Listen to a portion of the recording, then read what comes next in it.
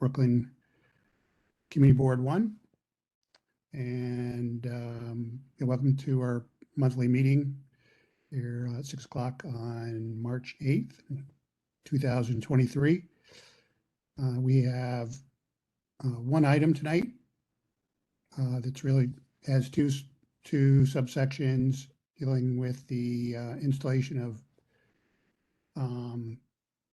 Link 5G transmitter poles in our district. And then the additional sub-item is what they call a cap that they're going to install on top of existing infrastructure, either a lamppost or I guess a traffic signal, but it will be installed less than 10 feet from a building, which I guess is an exception. And then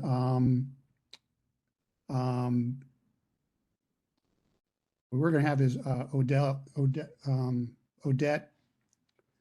from Wired Broadband. I know she had a conflict tonight with another community board meeting. Hopefully she'll log in soon, but I think we have some initial questions for OTI and the contractor, and then it will allow we have Theodore Scarazzo from Environmental Health Trust, who has provided us with some she really daylighted a lot of of what's going on here to our board and a lot of other boards. And so she has, some thoughts and information that she'd like to share with us as well. And then we'll open it up to further Q&A and discussion with committee members and attendees. So, hi, Brett. Good to see you. You're here from OTI, if I understand correctly, right? I am. Thank you for having me. You're muted. Oh. All right, not coming up. Still not hearing you. Can you all hear me? No? Good. Mr. Chesler, I could hear him. Oh, that's reassuring.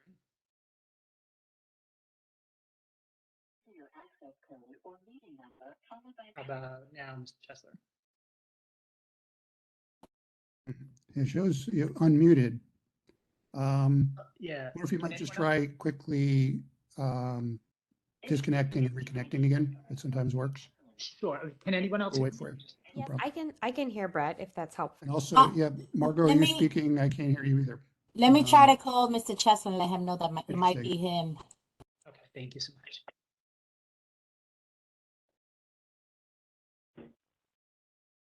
Rena, can you do a favor? Can you speak? Just make sure we don't have a technical issue here. Sure. Steve, can you hear me? I think other people. 1 second, please. I can hear everybody. Yeah, Steve, I think it might be on your end. I can hear everyone. I can hear everyone. Oops. Can't find the chat box. We don't have one. Oh, okay. I was going to try to chat to Mr. Chesler. Is this being recorded? Yes, it should. Hey, it's not you, it's me. So I'm going to quickly log out and come back in. Sorry, everyone. Be right back.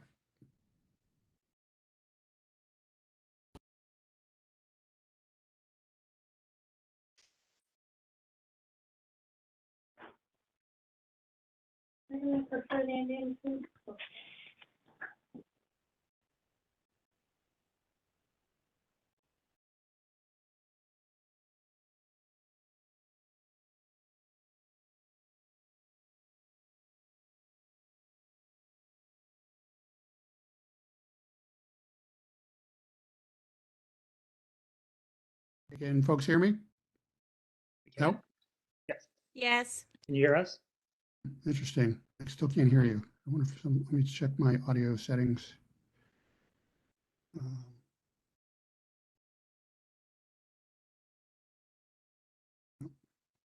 Never had this problem before.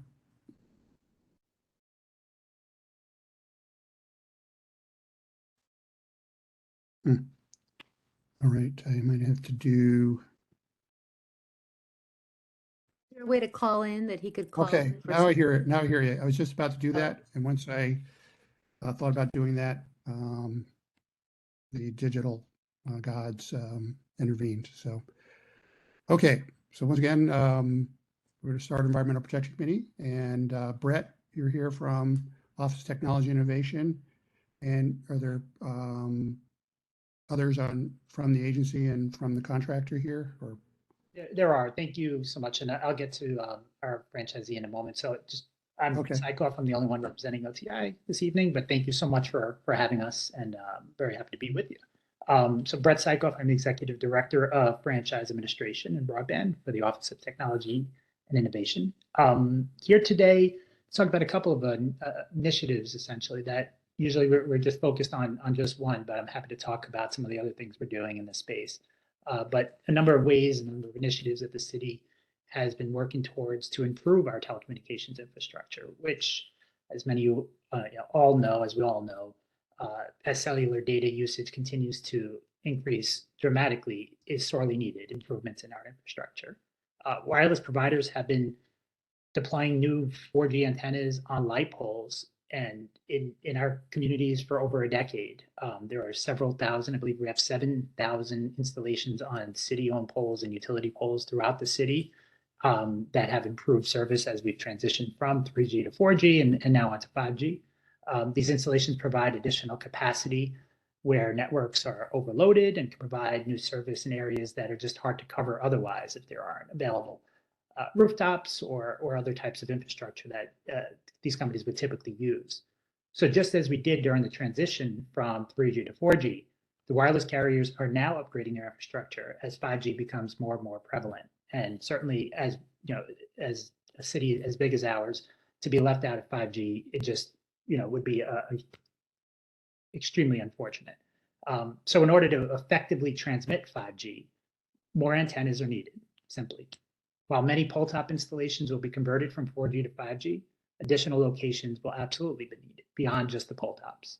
That's where Link 5G, and I'll get to that in a moment, will play an instrumental role in expanding the 5G presence in our city. So in addition to the free public Wi-Fi, the free phone calling, the free device charging, free community advertising, and many other amenities, 5G radios and antennas will be installed in the new Link 5G structures to ensure that we continue to have the most technologically advanced city in the country. Even better, the franchise agreement we entered into with CityBridge is all about equity. That means that the wireless carriers will no longer be able to just concentrate just on Midtown Manhattan or Lower Manhattan or the core of Manhattan. 90% of new installations must be above 96th Street in Manhattan or in the outer boroughs. So with that, I'd like to turn it over to our franchisee who's represented today by a number of folks, but I'll start off with Margot Nee, Margot, are you there? It's the General Counsel for CityBridge. Yes, I am. Thank you, Brett. And if it is all right with the committee, I'll just share my screen for a few minutes yes, for a short review, and then we'll get into the individual sites. Open system preferences.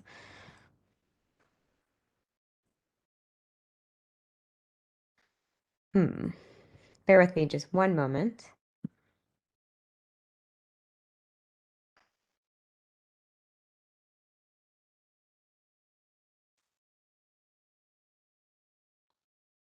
Well, this is ironic. I seem to be blocked by an upgrade that did not install properly. Mr. Sakota, is there any chance that you are able to share your screen? And if not, perhaps I could send it very quickly to you, Brett. Apologize for this. I'm going to email it right now.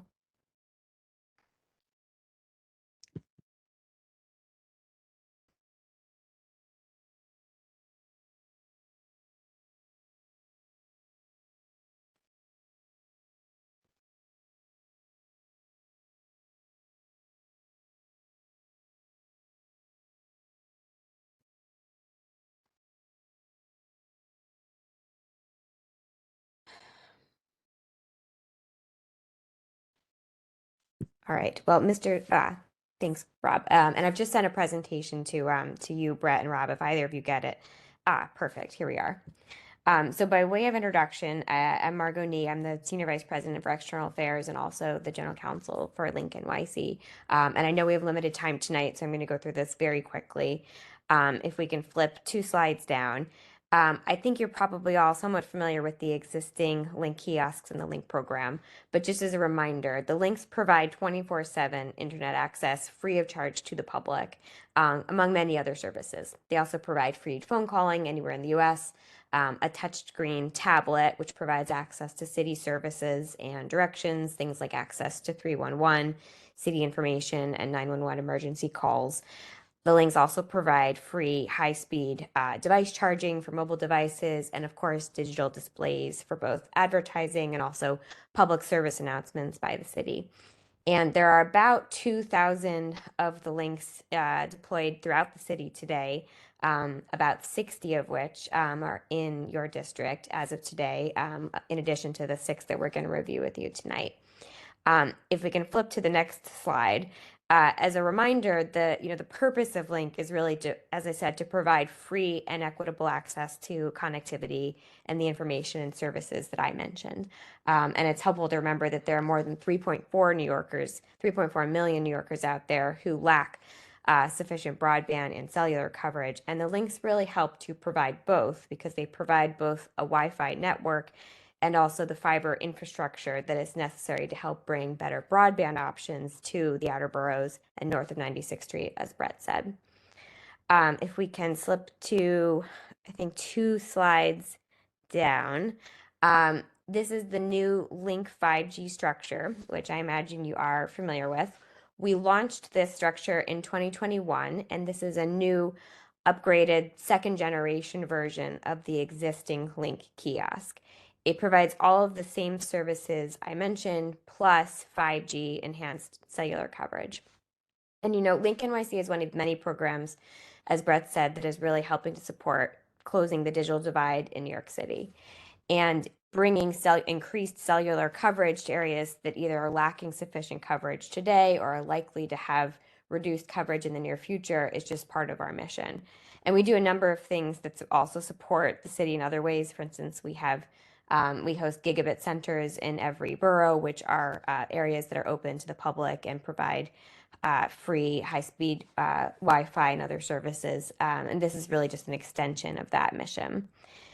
If we flip to the next slide, please. The new Link 5G was designed to be consistent with the look and feel of the existing Link kiosk. It is taller, of course. That is necessary to support the 5G cellular broadcasting. But other than that, it's intended to be very similar to the Link experience that people have today. Next slide, please. Actually, let's go a couple slides down just in the interest of time. One more. By way of some additional context, you're probably aware that there are other types of infrastructure that have been going up around the city, also with a similar mission of improving cellular infrastructure throughout New York City. These are some rooftop solutions that you may have seen, although they're certainly not as streamlined as the Link 5G. But they're a reminder that Link 5G is just part of the solution to the problem of degrading cellular coverage capacity in New York City. And we really need all different types of infrastructure to work together to help support the problem. If we flip to the next slide, you'll see an example of a pole top solution. Brett also mentioned this. These pole top solutions also provide 5G cellular coverage. One of the virtues of the Link 5G, which is what's on the right, the pole top is on the left, is that the pole top can generally only support 1 or 2 small cell radios, meaning 1 or 2 carriers, an AT&T, a Verizon, etc. Whereas the Link 5G is designed to support up to 5 different carriers, which overall means there is less street furniture being brought to the city, but more cellular coverage capacity. Can we flip to the next slide, please? I think I covered most of this. As I said, the Link 5G is a purpose-built structure, which is specifically intended to provide all the same link services, but also the 5G cellular coverage. And it was designed to be as streamlined as possible in order to provide minimal construction on the sidewalk, and to still to provide as most coverage as possible. The next slide shows just a sample of the many dozens, really hundreds of siting rules that we do have to comply with before we bring a new Link 5G to any neighborhood. We survey all new sites for compliance with this. The Office of Technology Innovation surveys them as well, and we work with another of city agencies. This all happens before we even get to the point that we're at tonight, where we're bringing the site to you for your feedback and comment. And I think with that, I am going to turn it over to Mr. Rob Sakota, who is the president of City Bridge Wireless, and he will review the 6 sites that are proposed for you tonight.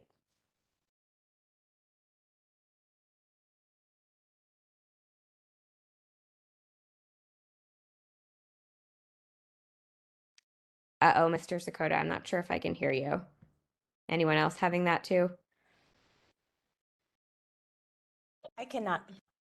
Looks like Yeah, he's same here. I can't. He's on mute.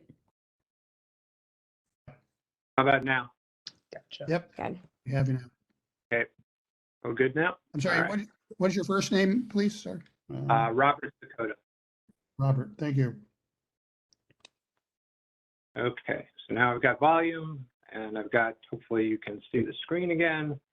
So as Margot said, we view it as our mission to improve the, broadband coverage here in New York City. We've been doing that over the course of many years through the deployment of the existing 9.5-foot kiosks, of which there are, 60 in Brooklyn 1 Community District.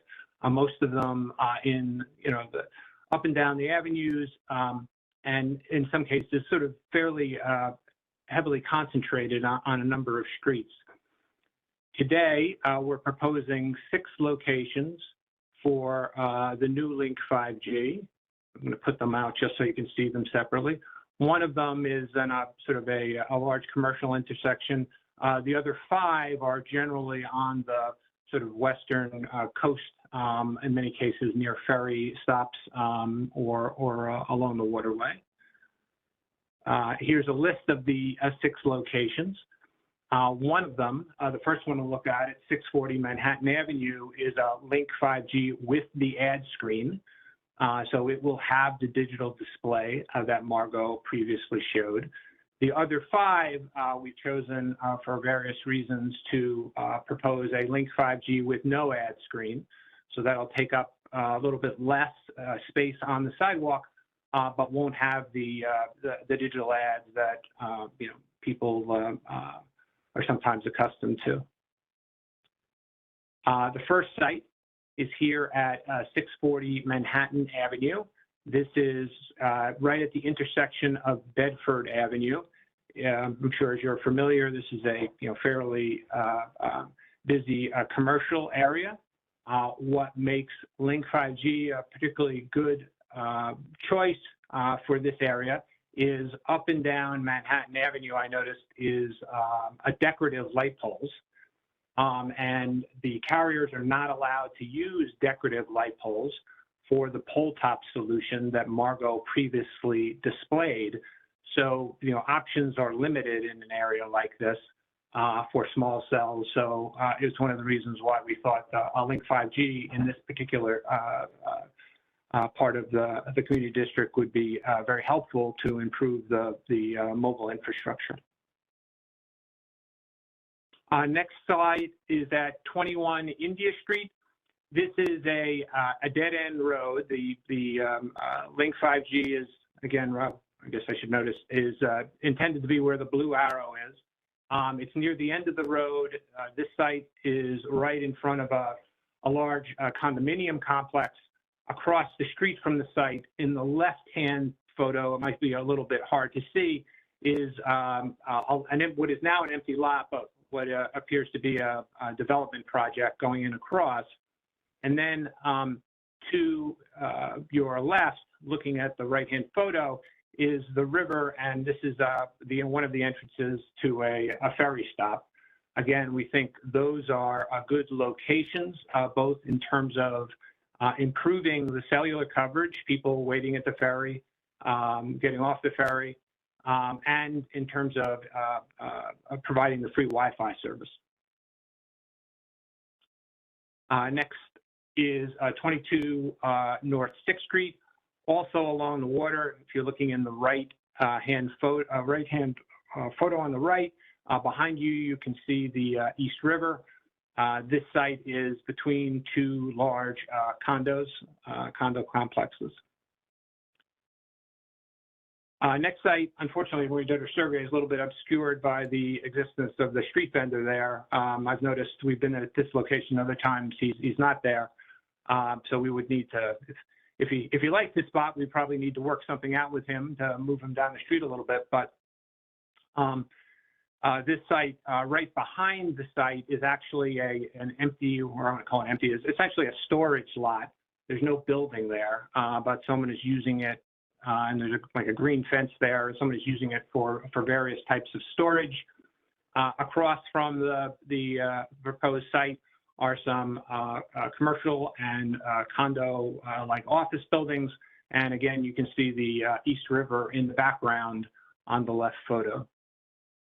This one is actually right down the street, I think, from the Williamsburg Bridge.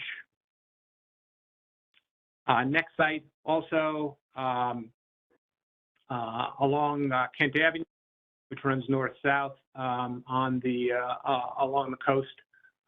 There are a number of parking lots across the street on Kent Avenue from this site, and I believe residential condos on both sides of South 9th Street. And then I believe this is the last slide, 26 Kent Avenue. Again, as you can see from the left-hand photo, there is, you're looking across the East River.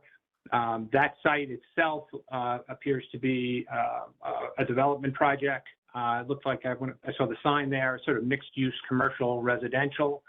There is also a ferry stop, I think, off to the right here. Again, we think that's a very good place to provide improved coverage. And that is all the slides we have to show you today. So with that, I will hand it back to the community board, and we're happy to answer any questions you may have. Okay, that was great. Thank you both Margot and Robert for that. Appreciate it. Yeah, so I'm just going to a couple quick practical questions, and I see Odette Wilkins from Wired Broadband is here, and I know she's time constrained, so we'll do things a little bit out of sequence here. So I just want to a clarifying question about that last location. I think that address might be incorrect. Because 26 Kent Avenue is actually down by North 12th Street on Kent. All right, we'll double check that. I would have thought it was right, but essentially, what we're looking at is the corner of South of Kent and South 10th Street. That is the location.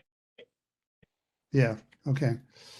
And just quickly, why are you locating two poles so close to one another, like North 9th and North 10th?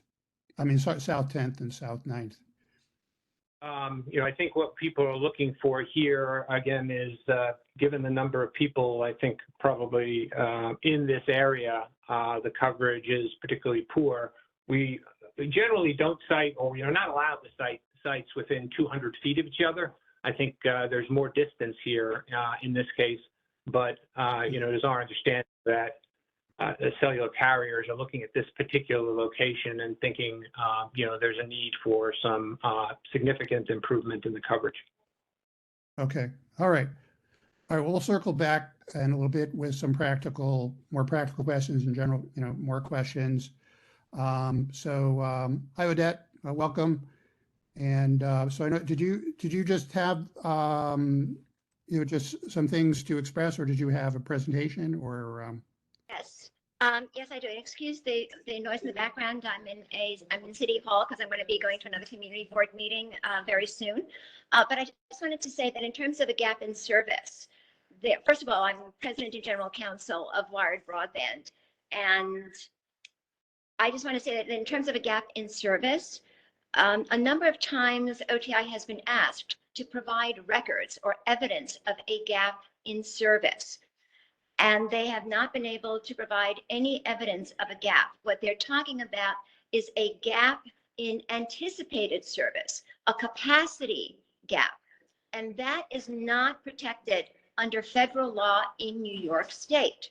There was a sweeping federal court decision last year that stated that it is the burden of the telecommunications carriers to show evidence that there is a significant gap in phone service right now. And the judge explicitly said that going for a capacity gap is not protected under the Telecommunications Act. And therefore, under federal law in New York jurisdictions, telecommunications carriers have absolutely no right to enter into our neighborhoods. The other thing that I would like to say is that there are a number of community boards all around the city that are voting on disapproval and moratoria. There are now 8 community boards, and the numbers are growing. And the primary concern that we're hearing about is health and safety. Now, with respect to safety, whenever OTI has been asked whether 5G is safe, OTI says that the telecom carriers are in compliance with the FCC emission limits. The problem with that is that that's actually a safe harbor. The FCC emission limits are a safe harbor for the telecommunications industry. So that means that they are immune from liability for personal injury.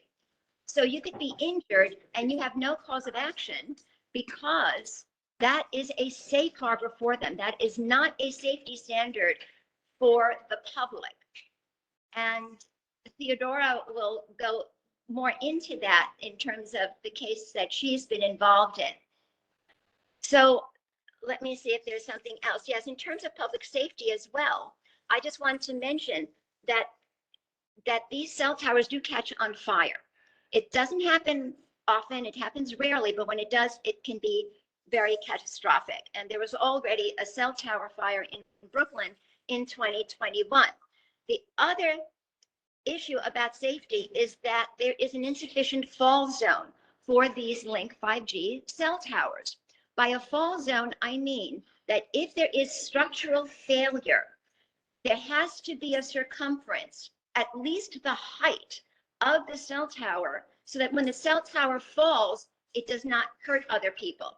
But these cell towers can be as close as 10.6 feet from someone's window, from any structure. So if there is a structural failure, it can crash into your home, into your window, it can crash into a school, it can crash into a business, it can crash on pedestrians.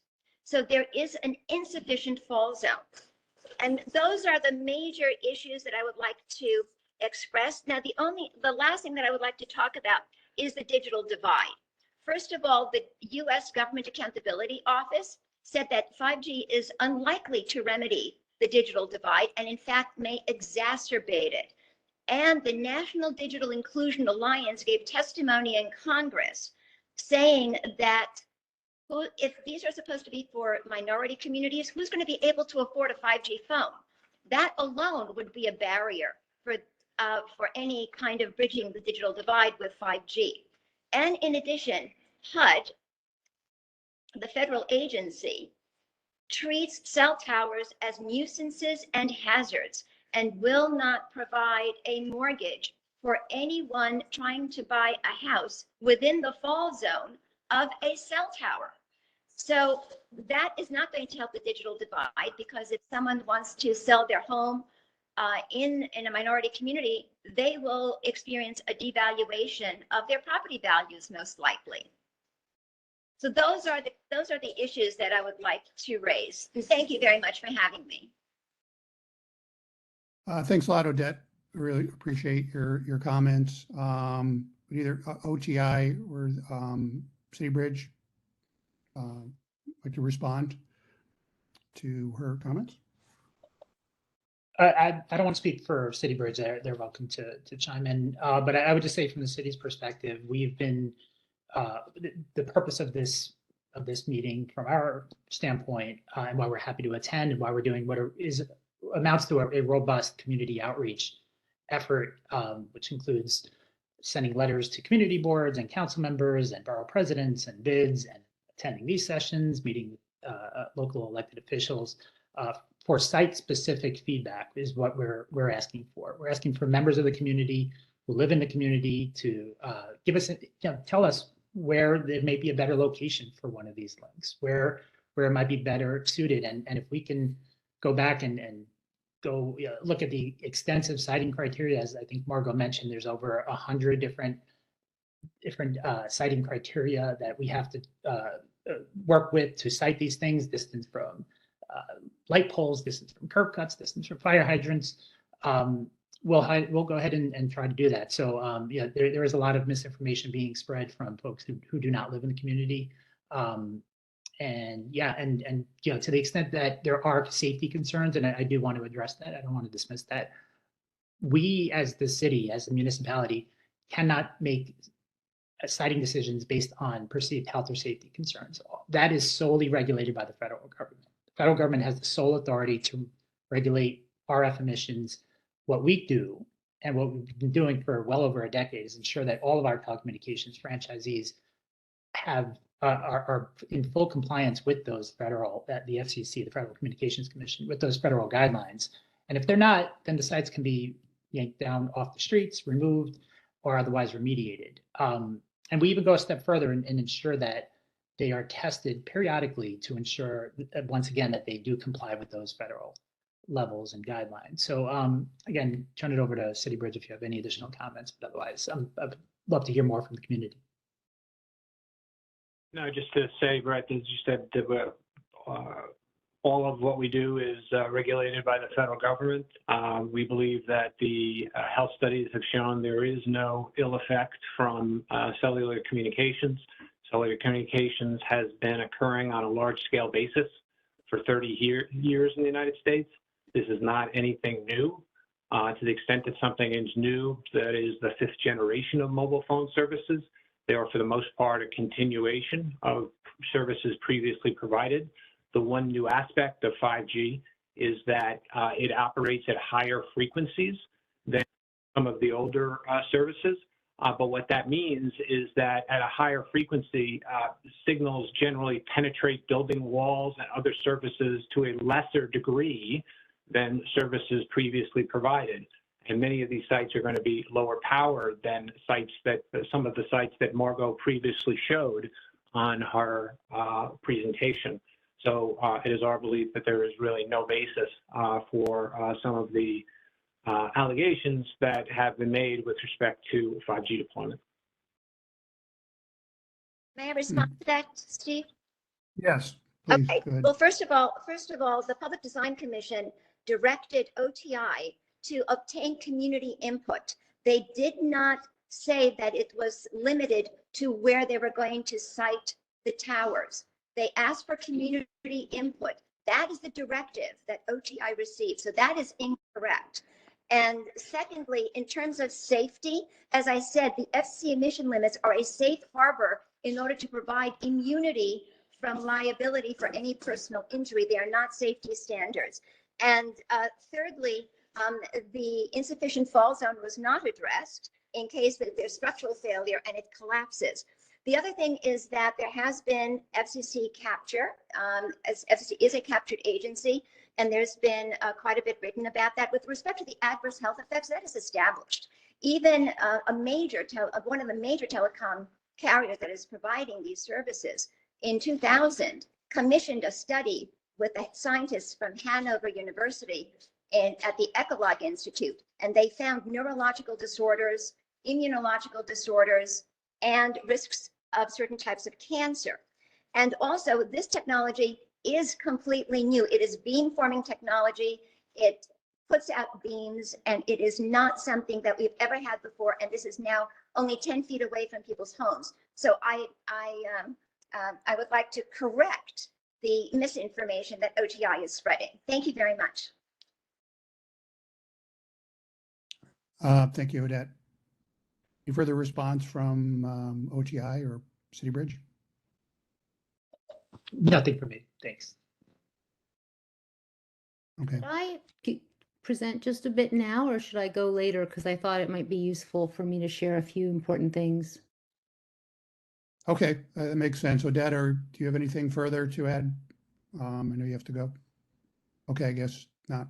All right, Theodora, yeah, sure. Thank you, Odette. Appreciate your adding your perspective on this. Thank you. Thank you. Great. And thank you so much to all on the call. I'm Theodora Scarato. I'm Executive Director of Environmental Health Trust. And I do have a presentation, but I wanted to point out a few important things because we do have these FCC limits that are being referred to.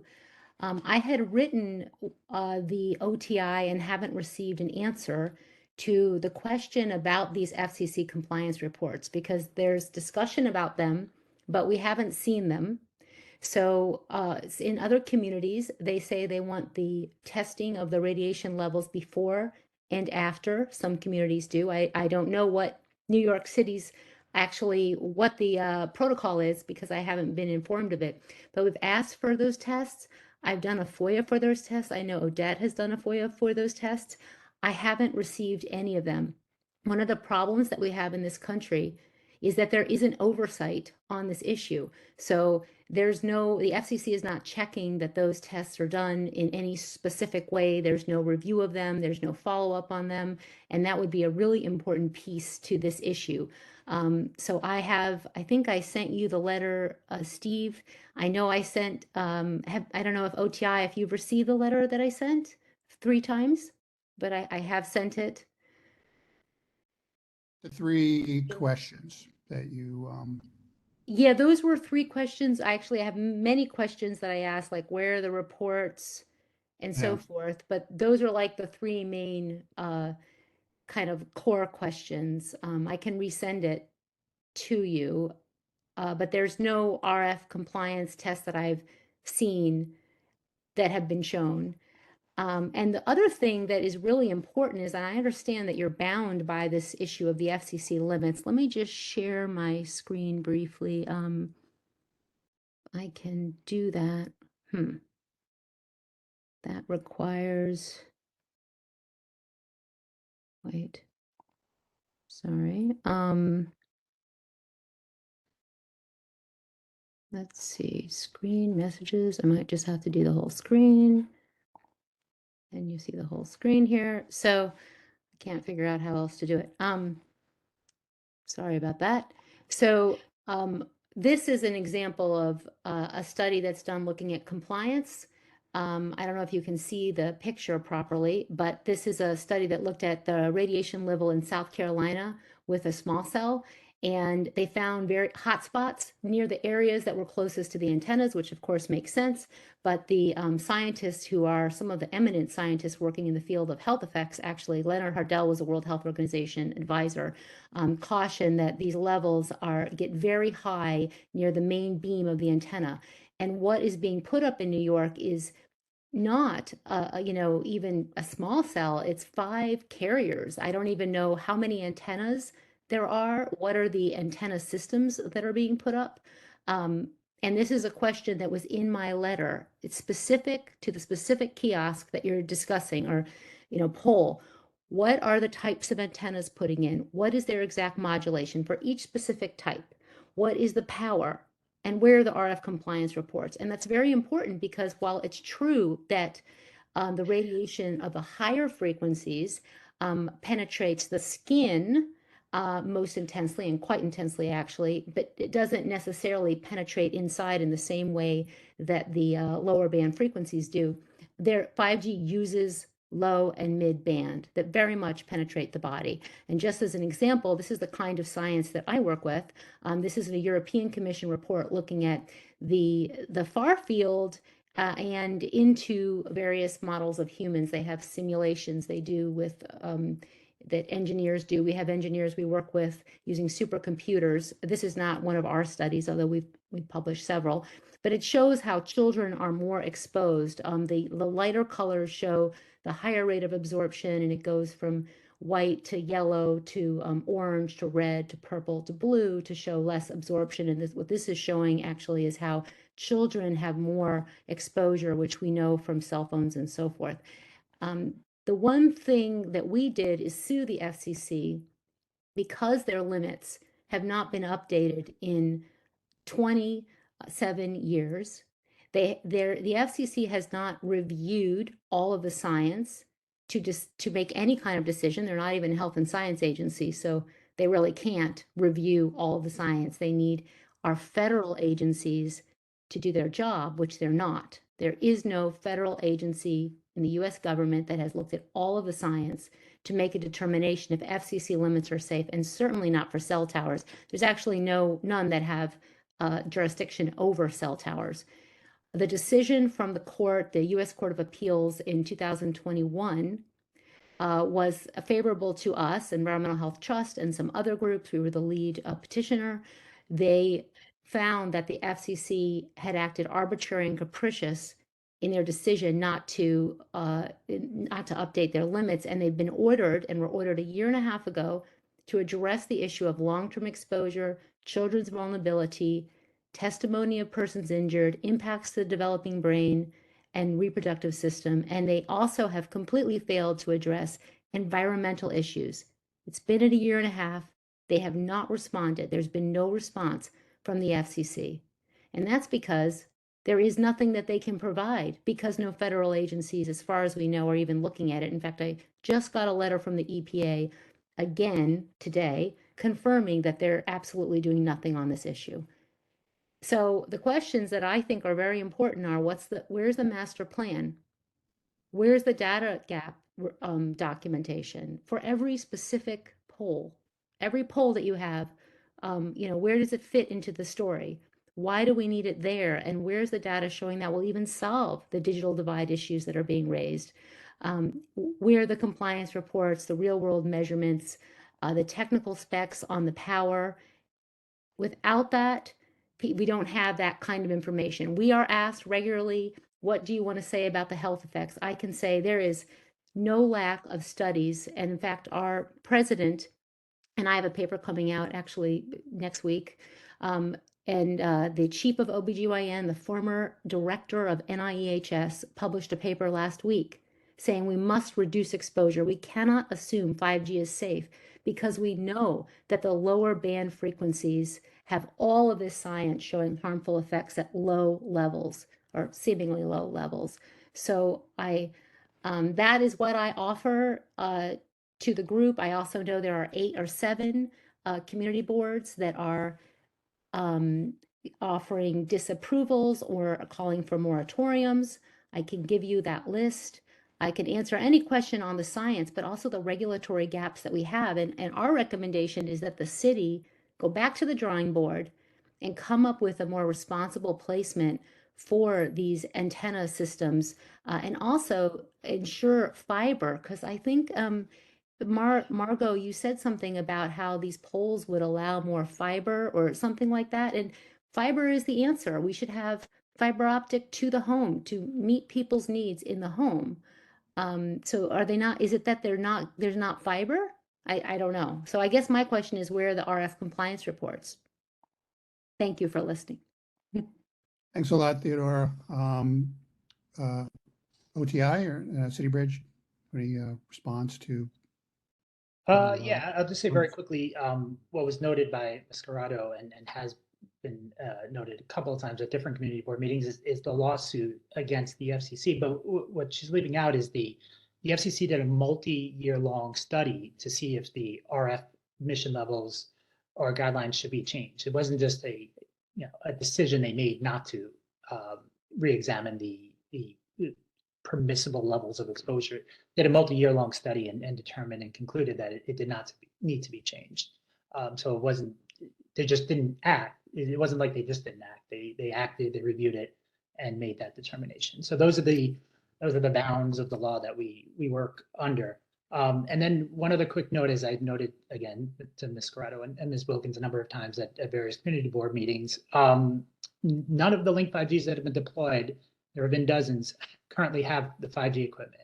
So there's no RF reports at this point, and Rob and Margot and team, please correct me if I'm wrong, that can be provided when they are outfitted with the 5G equipment and they are transmitting signal. We, as I noted earlier, part of our franchise agreement requires that they maintain full compliance with the FCC, and they are subject to periodic testing by independent experts. So we do intend to ensure that they are tested shortly after they are on air to make sure that they are safe. Thanks. Let me ask a question though, because actually you have these smaller facilities and there's no RF reports for them we've seen. And even if 5G is not put in, where are the RF reports on what you have? And the other thing is what you're saying about our lawsuit is actually not true. They opened up the docket in 2013. That means they said, we invite comments. And they did that for 7 years. For 7 years, people submitted thousands of pages of documents. That's what our lawsuit was about. The FCC did not act for years, years, and years. Then they came up with a decision with just a few paragraphs saying, there's no need to update our limits. Literally a few paragraphs related to this very issue of the limits. They did not show review. That's why we won in court, because they didn't have like there's not all these scientists or experts in a room poring over our documents, coming up with a decision. They lost in court because they couldn't show how they said a decision. They said, oh, we don't have to update our limits. And they lost because they showed they didn't adequately review the record.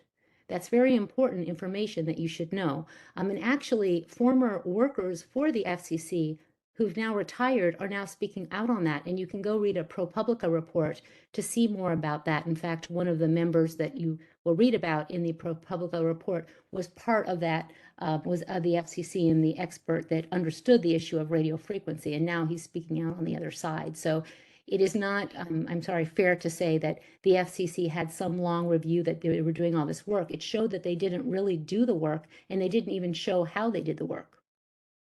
Steve, can I just interrupt for a second? Just because I'm trying to get up to speed here. I'm Katie. I'm on the Environmental Protection Committee. And I just I'm trying to figure out what we're doing here today in terms of are we just sort of gaining awareness of this issue? Are we going to be voting on the locations within the neighborhood? And the reason I ask is because, I I just feel like there's like this fight that's happening with lawsuits and everything else, and I don't know who all the players on this call are. So any sort of lawsuits are about the health implications of 5G is something that I'm not going to be able to weigh in on without some additional research, and so I'm just trying to figure out what this committee's purpose today in listening to these conversations, because I mean it seems like there are two sides who are kind of going at it right now, and I'm not sure what our role is. So we're charged with commenting on the potential installation of the 6 transmission poles within our district and a pole top installation that's going to be less than the 10.6 feet away from a building. That's our baseline that we're going to do tonight. But I think we also want to hear from these organizations that are advocates around this issue, and community members and participants from the general public about this, the core issue, and then if they just have thoughts and feelings about the installation in general. And I feel like safety is I think I suspect will be at the top people's concerns in terms of this. So does that like clarity for you? And I know because of the time constraints, we went right from OTI and City Bridge to Odette. And then so we just went right to the Adora. But I think after, I just want to see if OTI or City Bridge would like to respond further to Theodora's last comments. And then after that, I want to turn it back over to committee members to see if they have any questions or comments at all about the installation, the program, or beyond, and then open it up to everyone else. So, so you're good on that, Katie? Do you need more? Yep, that Okay. makes sense. Okay. So yeah, Brett or No, nothing further from us. I think we're just looking forward to hearing from the community about the particular sites, and of course, address any specific questions about the Link 5G program. okay. Okay. Theodore, I'll just give, at this point, do you have anything, to, I guess, say final comments or response to anything? Because then we do, I think we want to turn it over to the committee. I'll send the letter that I sent to OTI that has the questions on it. And I wrote that letter, and I think it's information that community board members may want the answer to. It's about the compliance and that information. And I can Okay. certainly answer any technical questions about health and frequencies and so forth. Right. Yeah, and before I forget, can you please send us a copy of your presentation, and Brett and Robert, can you send copies of yours as well so I can include it in our committee report? Just before I just had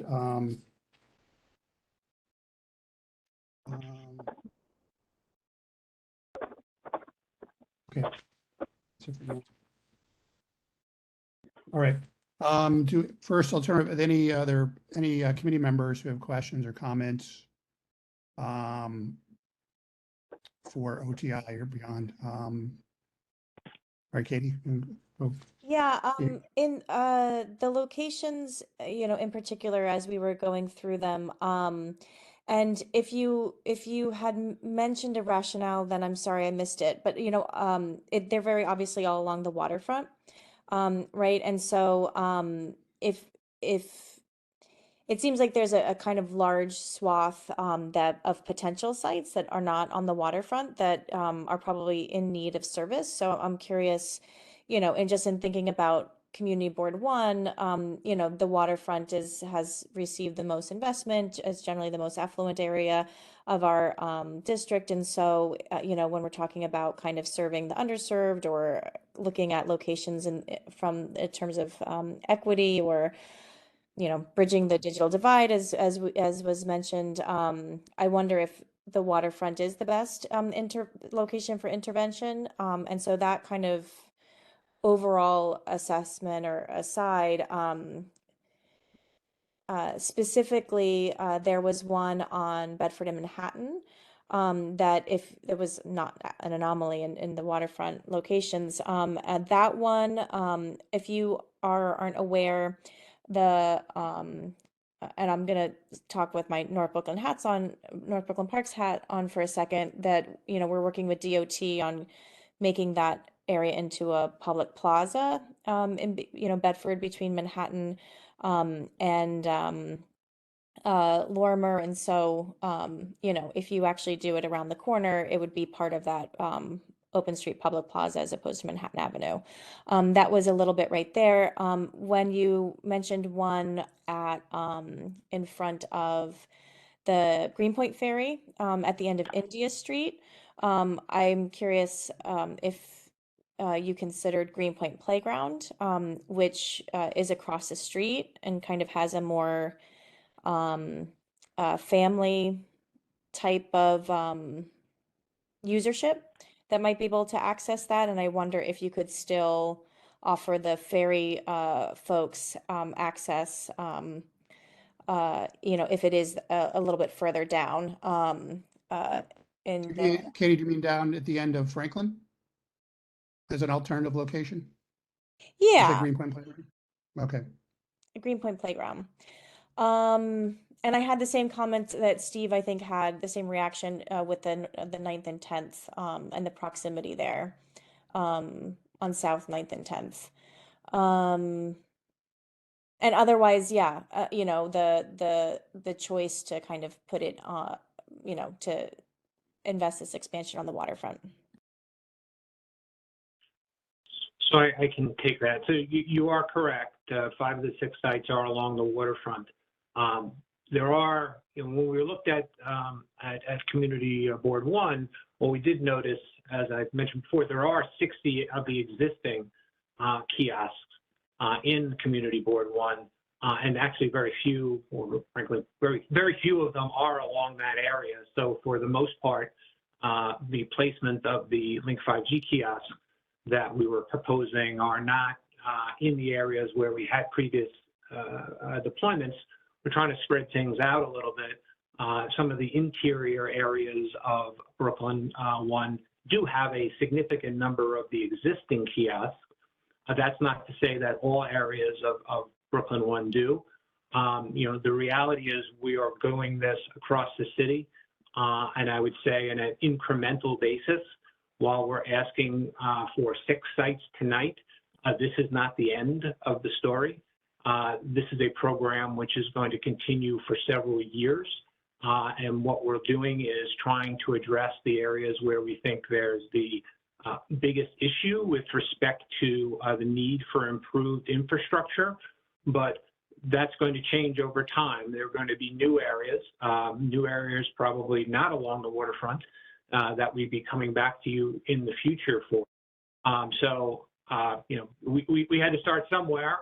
We picked these particular areas, again, which were away from the existing kiosks, but there'll be more in the future.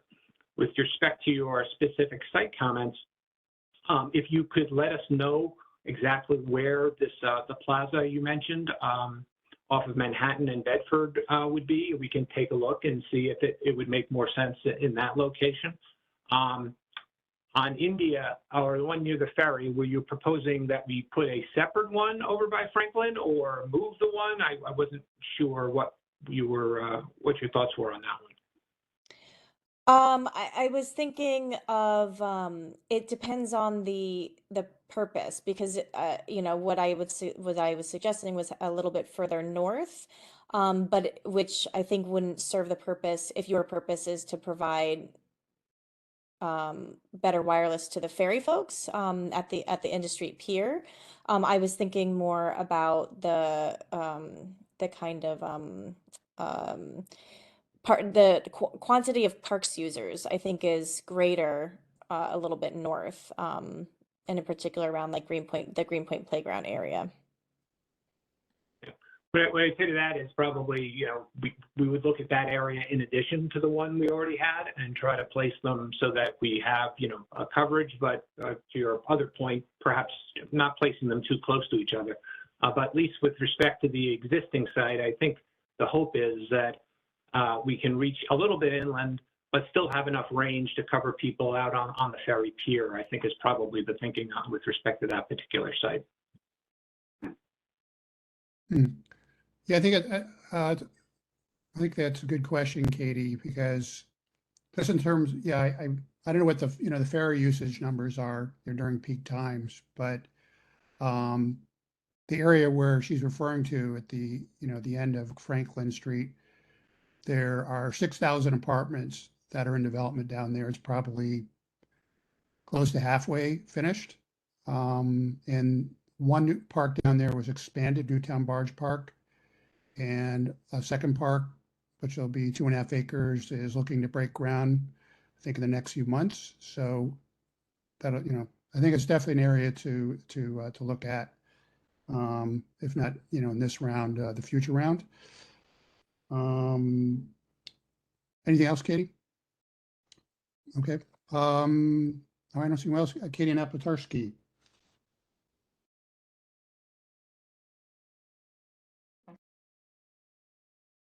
Katie? Napotarski? Okay, sorry. Okay, so I came in about 5 minutes late, so maybe there's something I don't understand. So I'm wondering, is it a given that we need to have these? I mean, considering that there's perhaps bad health effects for ourselves and our children, should we even be discussing which location? Should we be discussing whether we should be having these at all? Shouldn't the city be studying as an entire city whether this should be going in if it's having an effect on us? I think we should consider as a community board and as a community whether we want these to be held off at all. I don't understand why there's not an alternative of the fiber optics, which I guess Theodore mentioned, that there's alternatives to doing this. I live a block from Manhattan and Bedford. What effect is this going to have on me? What effect is this going to have on grandchildren that I might have and other children in the area? And we're willing to gamble? I think that's absolutely ridiculous. There are alternatives, and for us as a city and a community to not consider alternatives before going down this route is ludicrous. So my question is, Steve, is there a possibility to say we don't want any of these until we have more information? Well, I think that's a question that I think we got to consider in our comment. But let's keep it, we're going to hold on to that, and let's keep things going here. Let's do any response from the team? Or, I guess I would say I certainly agree that fiber optic cables are one great way to spread broadband. But what are they? They're good if you're going to sit in your house connected to your computer with a wire. If I understand some of the complaints about wireless, that's all they want you to do. But that's another thing I don't understand is I don't know anybody around here who has complaints about wireless. So shouldn't we do some kind of study about whether this is actually needed? I mean, I know nobody who has a problem getting wireless. And then there's also the federal program, which for people in need can get just about free wireless service. So what are we talking about here? We're talking about something I don't understand. Yeah, I guess what we're talking about is ensuring that we continue to have the infrastructure in New York City necessary to keep up with the ever increasing demand created by people who use their cell phones and other wireless devices. I certainly understand that some people may not want to use wireless devices. They may be okay sitting in their house and only connecting to the internet through a fiber optic cable. Who in this community uses everybody uses wireless? I don't understand this. There's nobody I know that uses broadband. Maybe I could jump in for a minute because I had the same questions that you have, Katie, and I think they're good ones. And this is my sort of non-technical layperson answer, so please bear with me. All of the new sites where Link 5G will go have been identified to us by at least one of the major telecom carriers as an area that either has reduced coverage and capacity today or will in the near future. And sometimes these trends can emerge over months or years, but I think it's important to remember that the carriers wouldn't be making this investment because they have to then partner with us to be able to lease space and install their cellular commitment. They wouldn't make that investment if it wasn't necessary for them to continue to be able to provide good cellular coverage to their customers. I also think I may have confused the issue when I mentioned fiber, and so let me try and explain that in a maybe more helpful way, which is that for every link that goes in the ground, including the original links, but now importantly the new Link 5G, we have to install additional fiber in the ground in order to get that link online to be able to generate Wi-Fi and the cellular coverage that now comes with the new Link 5G. But that fiber has additional benefits because that fiber provides a fiber backbone throughout the city, which is now we're gradually extending and bringing out into the boroughs outside of Manhattan. And that will enable us to help eventually for other providers to be able to come in and provide better in-home internet options as well, whether it's based on need or whether it's based on bringing additional providers so there's more choice.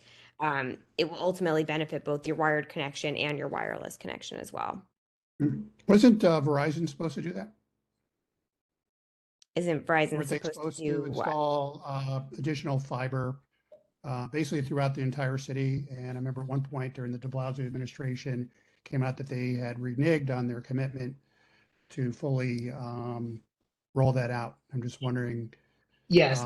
if you're kind of piggybacking on what you're doing here.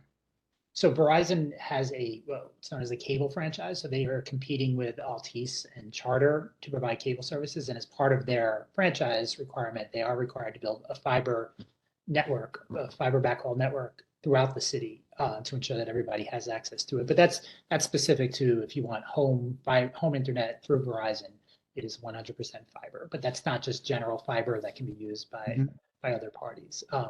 Unlike the fiber that's being deployed pursuant to the links that Marvin just spoke to, that is available fiber that can be used by other providers to provide either low cost in-home broadband service or for other uses as well. Okay.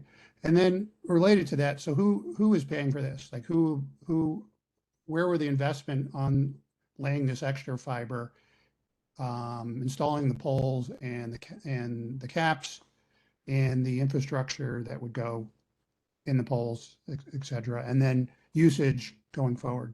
Yeah, that's a really good question, something I apologize for neglecting to mention earlier. So the network is being built out entirely on City Bridge's dime. The city taxpayers, the city government spends not $1 to build out and support and maintain these networks.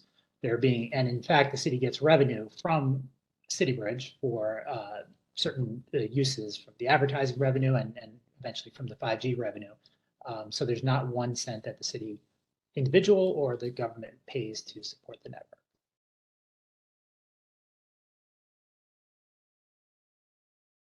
Okay. Any other question? Sante? Hi, thank you, guys.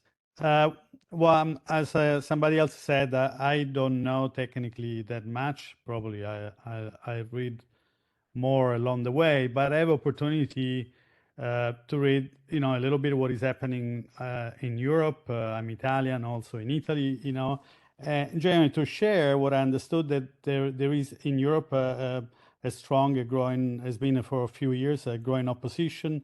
There have been many commission and alliance have been formed, and I believe recently also the European Union has opened a public inquiry about this. Of course, there have been many contentious, occasionally in some places, some 5G have been installed, but there are court cases on. They are concerned about definitely the aspect and the impact that could have on health-wise. So that's I want to echo what the concern of Katie Naplatowski was.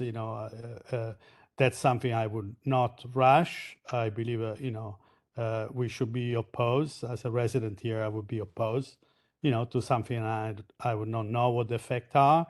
And definitely a big question they always had, why in Brooklyn, in New York City, when I came here, we always had a lot of flying wire, and the lobby has been pushed for this, definitely globally, of course, the carriers definitely there is a lot of billions of dollars interest beyond the fact that the city wanted to be equipped to follow technology, but this technology is definitely going to serve a lot of financial interest, manufacturing interest are going to be connected, and development of other technology, which, they'll produce a lot of revenue. But they're not considering the health effect. And wiring has been always an issue here. We always had like flying wire in our backyard. Like if we you know, we were in a rural area and we are still like, you know, using technology that way is kind of unusual, you know, because things should be grounded, goes underground. Maybe Manhattan is already happened. So we're rushing away for some technology that is improvising and can put something up right away. You know, maybe we should have focusing on a wired system, fiber optic, and personally, I don't think we have loss of difficulty in connecting right now. So it's not that, and even in the future, I don't know if that will be really the issue. That's all, guys. But no, but just to be aware that what is happening. Other country I was reading, Australia is actually has been much harder, you know, in taking position still in regard to 5G. So let's be aware that. Yeah, I want to add to that. And just before I forget, after this, we didn't talk about the pole cap on Lorimer. That's going to be less than 10.6 feet from a building. So, what was I just going to quickly ask? Are there any rules or regulations about being this infrastructure being located near schools? Like, is there a minimum distance that they have to be from schools? Because I noticed I was reading some of the literature that there are certain countries and certain municipalities around the world that basically do not allow this type of infrastructure near pre-K. I think there were a couple that went, you know, higher in age. But does the city have any kind of regulations in that regard? The city does not. In fact, we've heard from many residents in other communities who have said that they want cell towers, cell infrastructure near schools so that their children, their sons and daughters have access to cellular communications in case of an emergency and for them to stay connected.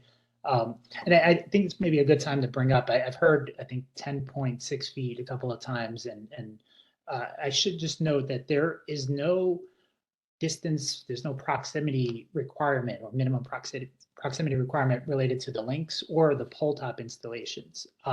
What there is for notification with respect to pole tops. So as you, Mr. Chesler noted, we sent out a letter recently about the proposed pole top installation on, I believe it's Lorimer Street. That is, the pole is less than 10 feet from a nearby building. And because of a city council requirement in the authorizing resolution when we issued the franchise, they just wanted us to notify the community board and the council member in whose district a pole is less than 10 feet, just for community awareness and opportunity for feedback. Not because there's a level at which point it becomes unsafe or there's any reason for alarm. So this is just as we do for the 60-day comment period for the links for proposed sites. The 10-foot, what we call the 10-foot letter for pole tops, is for community awareness and for an opportunity to provide input in terms of the siting at that location and any others.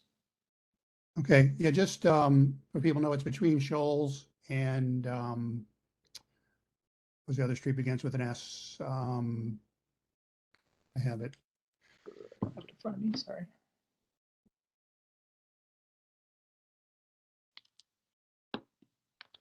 Between Stag and Shoals, and I looked it up, and it is right in the middle of the only place I see it going. There's an existing lamppost in the middle of the block in front of a residential building on a very narrow sidewalk. So it would be, you know, right in front of the windows of an apartment building. So the installation would go, the antenna would go at the top of the pole. So it's not putting in a new pole or a new structure. This is one of the, as I noted in the introduction, one of the 7,000 installations that we've had across the city. This is just another one that will help provide additional densification for a 4G network. I'm sorry, for a 5G network. In fact, I believe the pole is currently greater than 10 feet from the nearby building, if I'm not mistaken. I'll need to double check. And because of the size of the additional foundation that's required to support the pole, I believe, is nudged a little bit closer to the building, which is what prompted the letter. Okay. Theodore, did you did you want to add something, or is there your hand from before? Well, I wanted to add that actually in our community, so the reason the RF compliance reports are so important is that when you have a pole, let's say my screwdriver here, you have the pole, right? There is an area that is emitted, a plume that there's many plumes depending on lobes and things that come out of the antennas. You're going to have 5. There is an area where you are out of compliance with FCC limits. That's why these reports I'm asking for are so important.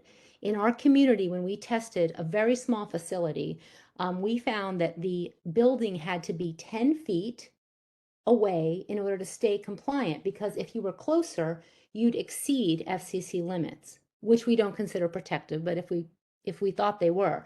So when I hear that it's okay to put them closer, that's why there has to be the testing, the before and after testing, and there has to be the simulations, the compliance simulations that show what is the compliance zone. It's called a compliance zone. So with the big macro towers, you can have compliance zones that go out 40, 50 feet. So, this is quite an installation with 5, the ability to put all of those things on. So that's why it's so important to have the documentation. And I find it shocking that there's no limit for the space between the building, the people, and the antennas in line of sight. That's just what I wanted to raise. So I was just shocked about that. All right. Thank you. This will go Trina, and then Joe I, and then back to Katie Denny Horowitz. Trina? Okay. I guess I'm trying to understand exactly what the proposal is. So we have a representative from the city, and the city has given permission for this private company or outfit to put the cell equipment on our public our public streets. Are there more than one company that the city is licensing or working with to put this equipment, or are these guys the only people that the city is working with? And I'm also trying to figure out where the money is.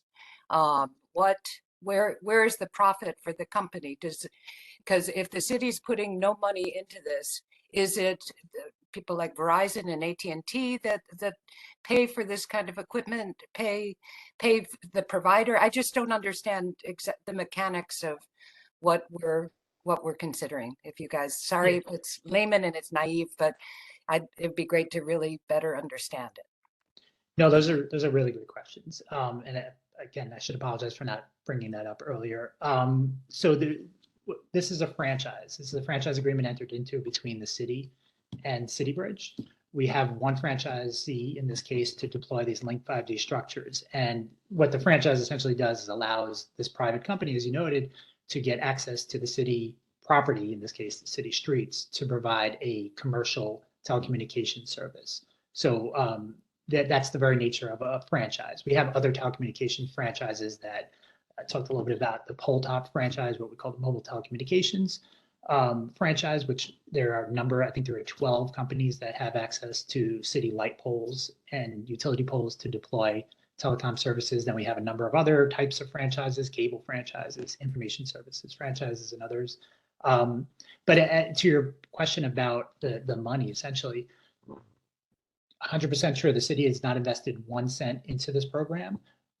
CityBridge has come to the city and said, look, we have this business model to deploy these link structures that provide a whole host of amenities. We talked about the Wi-Fi, the free calling, and in return, sure, they need to sell space within those structures to help support and fund the deployment. So the AT&Ts, the Verizons, the T-Mobiles, any additional cellular carriers that enter the market will have to pay CityBridge money to essentially rent or lease space within these structures. And another thing that I should clarify, it speaks to some of the concerns about the RF. We're not introducing anything novel, anything new here. What is new is the design of the structure. It is very specific. It's unique to New York City. It's gone through the Public Design Commission review process. It's been approved at multiple levels. That's unique. What goes inside of it, essentially, if you look up at the very top, there are cabinets and doors, and what goes inside of it is radio and antenna equipment that's deployed elsewhere in this city, elsewhere in the country, elsewhere around the world. equipment that's relatively standard. Originally, it was the 4G equipment. Now we're converting to 5G. So there's nothing new and innovative. We're not trialing anything on our communities. You know, we're all in the city. So I just want folks to be aware that the structure itself doesn't transmit anything. It's the equipment that goes inside of it, the Wi-Fi equipment for the free Wi-Fi, and ultimately the 5G equipment when it does, that is being used throughout the country. Hopefully that answers your question. I'm sorry, I went off on a little tangent there. Ms. McGeever. No, it does, but so City Bridges is it's a private company. What happens when something goes wrong with these on city property? Is City Bridges, is the company then liable, or where is the city's liability? And I don't know, it really sounds like we're gambling here in a way. No, I mean, there's a long established history of city franchises for telecommunications purposes, and we have it's all online. We have an extensive franchise agreement that indemnifies the city, that holds the franchisee City Bridge completely responsible for the upkeep, the maintenance, and liability for the kiosks. I don't know, Margot or Rob, if you want to speak a little bit more about your responsibility as the franchisee. Sure. I mean, that's pretty much it. As Brett said, we are a privately held company, and we were essentially contracted by the city to perform all of these services and to fully fund them ourselves and to assume liability for them. And we intend to honor that contract. And I'd also note that while we are using space on the sidewalks, you know, one of the obligations that we took upon ourselves as part of the franchise was to remove over 6,000 of the existing public telephone booths that previously were spread across the city of New York. So while, yes, in fact, we are using sidewalk space, we've also freed up an enormous amount of sidewalk space, more frankly than what we're taking up, by removing all of the old phone booth infrastructure. Okay, thank you. Thanks, Trina. And just quickly, I want to just go quickly back to one of Theodora's points and questions about space for failure. I know with billboards that I think there's a 200-foot minimum requirement near major roadways. There was a horrible collapse during one of the hurricanes that came through near the BQE, and the city cracked down. So I'm just wondering, I mean, obviously these are not as big as these giant billboards, but they're pretty significant. So how do you address, you know, it just seems like the, obviously storms, intense storm incidences are increasing, wind intensity is increasing. So number one, yeah, how are they designed to withstand that? And yeah, how you're working, you know, the fail scenario in terms of how and where they would fall. Rob, can you speak to the pretty substantial and expansive structural analysis, I guess, that was undertaken prior to the links being installed? Sure. You know, the links are the same height as the light poles. So, you know, we designed a structure that fit in with the height of the existing street infrastructure. I can tell you, and you can see sort of intuitively from the base of the pole, that the Link 5G structure is significantly more structurally sound than certainly light poles with pole top antennas on top, because of the width of the base and the size of the foundation that goes in. So there is not a risk that in a storm or other event that these are going to come down. They've been tested, and I can tell you the deflection that exists with respect to the Link 5G is significantly less than exists with respect to the light pole infrastructure with similar small cell equipment on it. Okay, thank you. Joe, thanks for waiting. Yes, hi. I just have a quick question for, I guess, Rob and Margot and Brett. Would you allow one of these structures next to your bedroom? 10 feet? Yep, yes, I would. I actually, it's funny, still recently tried to get a new apartment right outside of one, and unfortunately I got outbid, but it happens in New York, I guess. But yes, I would. Okay, that's all I wanted to know. Thank you. Katie, Denny? Yeah, I mean, I guess to that point, have there been any um specific incidences in the existing program that you all can speak to that we should be aware of? With respect to the pole tops that so we have installed, again, I think it's about 7,000, about 4,000 on, I think, utility poles, 3,000 on city poles throughout the city. Largely 4G. We're just over the last year and a half, hundreds of 5G installations have been put up, and we've heard from the communities that a number of people have called up saying, what is this thing outside my window? I am concerned about the safety of me, my family, my children. And we have worked with the franchisee to ensure that they get an independent contractor to come out, test the site. And in some cases, we even did it. I was present. We even did it in people's apartments at eye level to the antenna. And 100% of the time, every test, various degrees of RF emission. So it's not just, we're not just getting the same test, and it's different providers handling performing the test. They have all been many times, I've been dozens of times under the FCC permissible levels of exposure. So they all come back as totally compliant. And we share those results with the resident, and they go about their lives feeling secure that these things are in fact safe, having seen the test. There's no, So my question wasn't about monitoring the exposure. It was about if there has been like a health outcome that has been related. nothing that I'm aware of.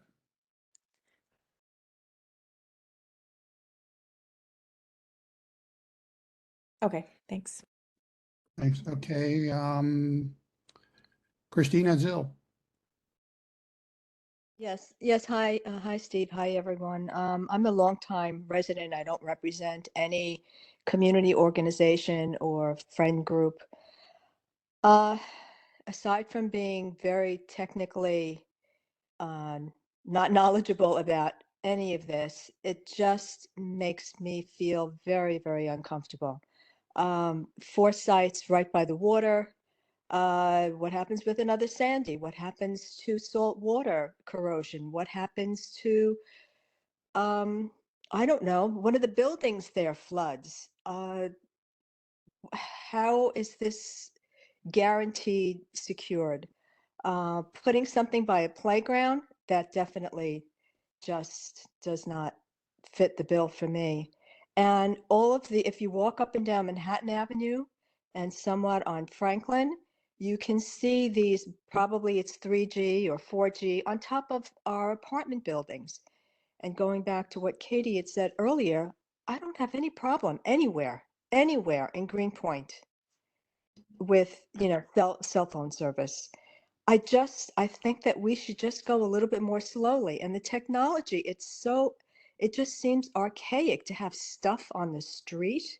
And then you have to worry about how close you are to here and how close you are to there. Is it going to get knocked down in a storm or high winds, gale winds, tornado? I mean, we don't know what's going to happen with our climate, as witnessed just by this crazy winter that we are still having. So I just think that we should really slow down. I'm not happy with, with what I'm hearing from one side and from the responses from the other side. Thank you. Yeah, I want to add, that's a fantastic point.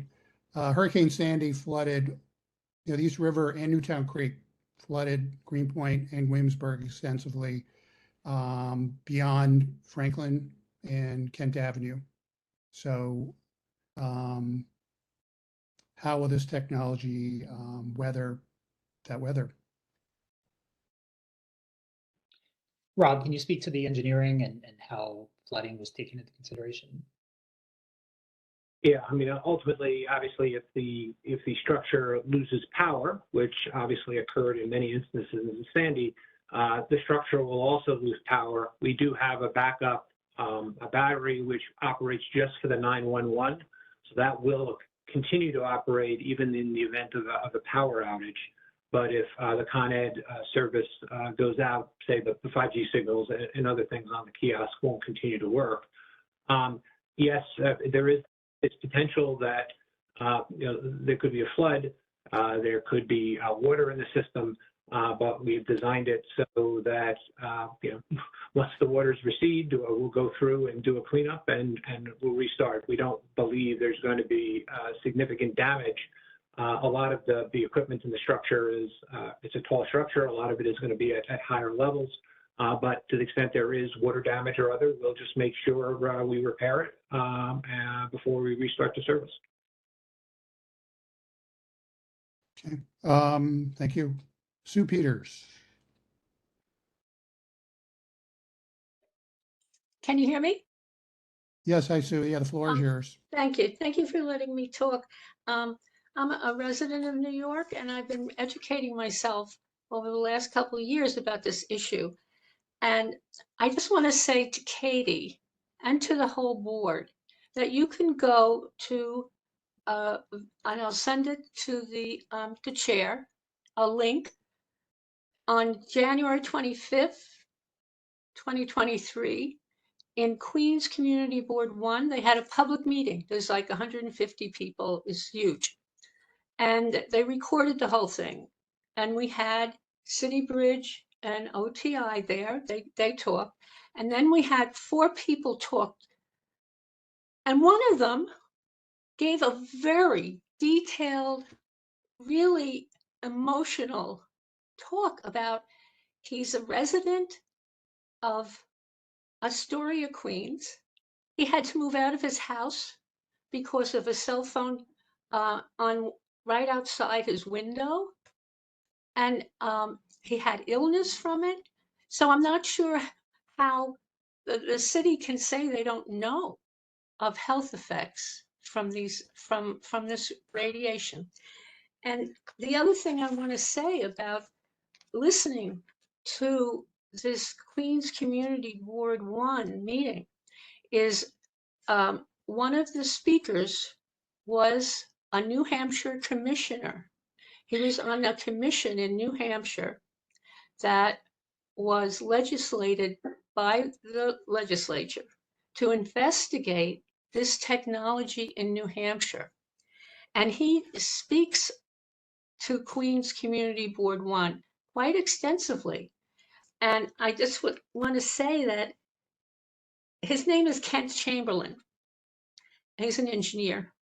And he said, the final report of this commission, which met for over a year and listened to all experts about the health issues, he said, the key finding was that the exposure to wireless communication radiation is harmful to the health of humans and the environment. And those findings apply to all forms of wireless. And right now there's a bill in New Hampshire legislature to make sure that every school in New Hampshire does not have wireless, but has wired connections to it. So I really encourage people to listen to that. And my final comment is this.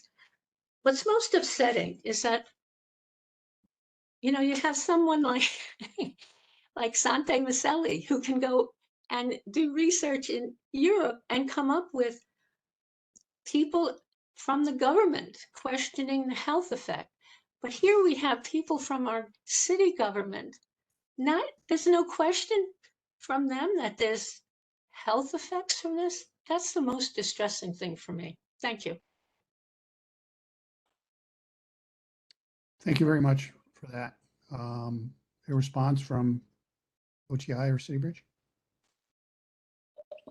I would just say, we defer to the science, we defer to the law, and where those two things dictate how we proceed and how we administer the franchise, we will stick to that. So we feel very secure in it. Okay. William Vega. Thank you. I have three things. The federal government is way behind on everything, and the laws are made not to protect us citizens. I mean, we have streets here. I sit in the transportation committee that we can't get safety measures, traffic lights, or stop signs because federal government says we can't do this. We don't have enough accidents. That's nonsense. Number two, I used to work for the city, and my job was to assist businesses. It's not just big storms like Hurricane Sandy. We had Ida that hit us, and that was really in our area drop a tremendous amount of rainfall. We have areas that were designed to be able to handle this, but the science, like on these commercial corridors, was using outdated data, even though it's just 4 or 5 years. Its climate has changed tremendously, and I personally have walked over and seeing these towers that were knocked to the ground. And that wasn't from a hurricane, it was from the heavy winds. And that was 3 years ago and 2 years ago. And lastly, I agree with Katie, what she said, we don't need it. Why are we getting more technology involved when we don't have the education? I mean, seriously, I used to work for the city, and my job was to go outreach. Our job was to educate. I don't feel there's any education, and there's no trust. And I go on the side of caution.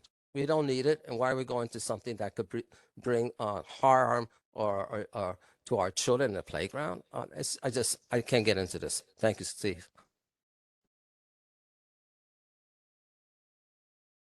Thank you, William. Katie, do you have another comment? Come on in. You're muted. Oh, sorry, I was just saying, Trina, you're not muted, so, but I was, I was just gonna say that, sorry, hold on. Hey, Trina, can you just put yourself on mute, please? I was just gonna say, you know, I Like to see you. But Rob is in the kitchen, so going back. Hey Trina, if you could mute. So I was just gonna say, I have this is kind of a difficult conversation in that, I think a lot of us aren't, technology or energy or telecommunication experts, and sort of being told these two different scenarios, without necessarily primary knowledge. There's that, where,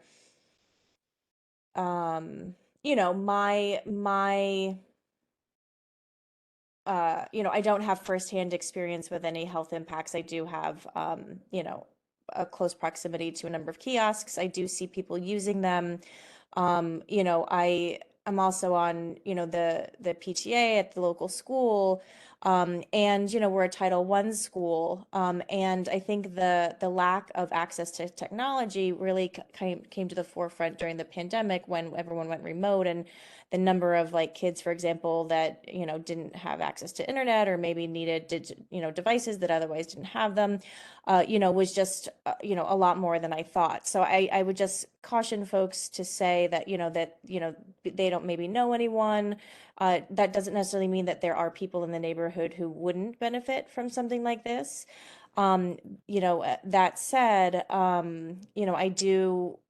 I think that it is kind of a confusing conversation, in terms of, I wouldn't assume that there are negative health impacts. At the same time, I wouldn't assume that there aren't any.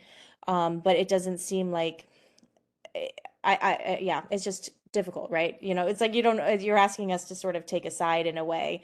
And I feel like there isn't a lot of research put forth to let us know exactly what the truth is, and that I do know that there's a lot of misinformation out there.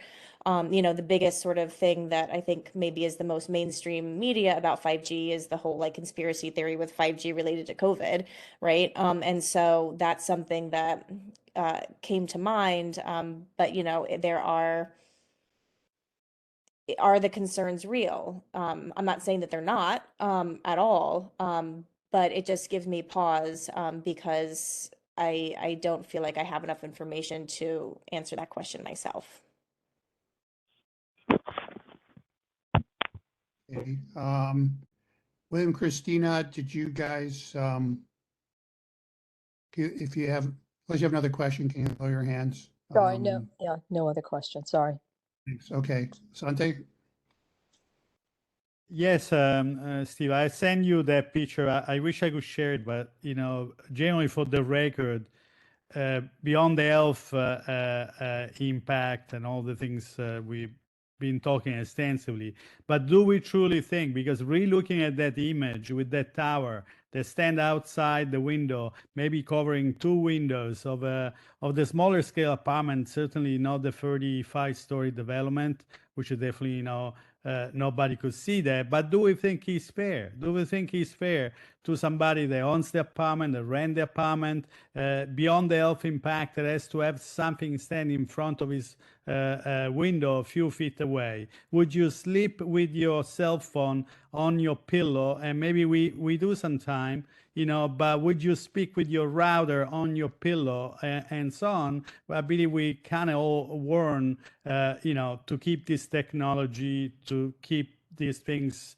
away, and that's fine.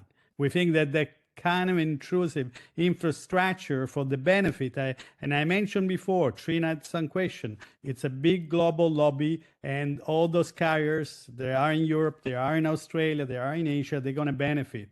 The city is just possibly going to get some benefit, and definitely the technology is able to penetrate in place where couldn't penetrate before. Could that open the door to violation, intrusion of privacy, and so on? But without entering into that, it is the money making and the billions of dollars they are behind all of this, and I believe this is the pressure that we feel. But certainly, if somebody will do that and will be allowed by the city and will build something behind your window, will open the door to a lawsuits. Any private entity will open a lawsuits, but this kind of an unfair, but probably is the story that we see in New York City all the time. But that's all. Let's look at the image. There is not a chat, Steve. I wish everybody could see that because it's kind of shocking. It's a reminding, of what they do. My brother lives in Jackson Heights, and there's a bunch of them already installed on 37th Avenue, and very, very, very striking. Related to the money and the part of it, I mean, is it inevitably for self-driving cars, the onset of them and the Internet of Things proliferating, communicating for sensors, for everything, for houses, for our bodies, for, controlling everything in our homes? Is it, a lot of what's driving this, this project? Well, those are all good observations, right? And I think it's a fair, that's what we can expect for the future. More immediately, though, what it does is helps us get better cell phone connections. Helps many of us rely. I know I've heard anecdotally here that they don't have any problems. They have perfect signal. They may have 4 bars, and they haven't had drop calls. But that's not the case for everyone. It's not the case for maybe someone who's visiting the community or works in it but doesn't live there and relies on public transportation to get to and from. And they similarly deserve quality telecommunications signals. We are encouraged by the fact that cellular companies like AT&T, Verizon, and T-Mobile are investing in the city, are investing in their infrastructure to provide better service. If we do nothing, I think someone made the comment earlier, what if we don't move forward with this? Where does that leave us? It leaves us behind as other cities and ultimately countries deploy 5G and then 6G, and then whatever happens after that, we'll still be stuck with 4G, and we won't be able to get the highest quality telecommunication service that we all crave now and will crave in the future. But yes, Internet of Things, all those types of technologies, whether it's doing self-driving cars or robotic surgery and things that haven't even been conceptualized, that all will be delivered by 5G and the future technology. Yeah, there's, Okay, thanks. see, Sanjay just put up the link.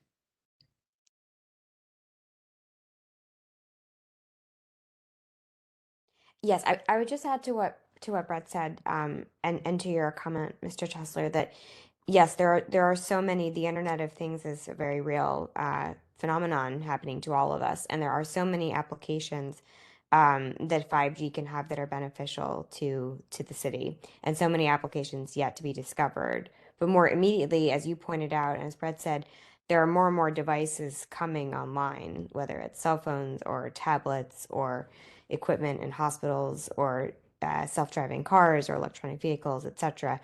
All of these require additional coverage, and that's really exactly what Link 5G is intended to provide. Thank you.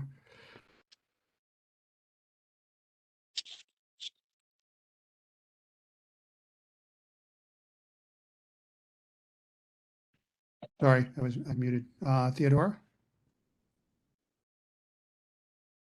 Did you have your hand up? Was Oh, that from I before? did briefly, just to say that when it comes to the digital divide, and I'm a social worker a long time before I got involved in this and worked in many, many communities on many, many issues.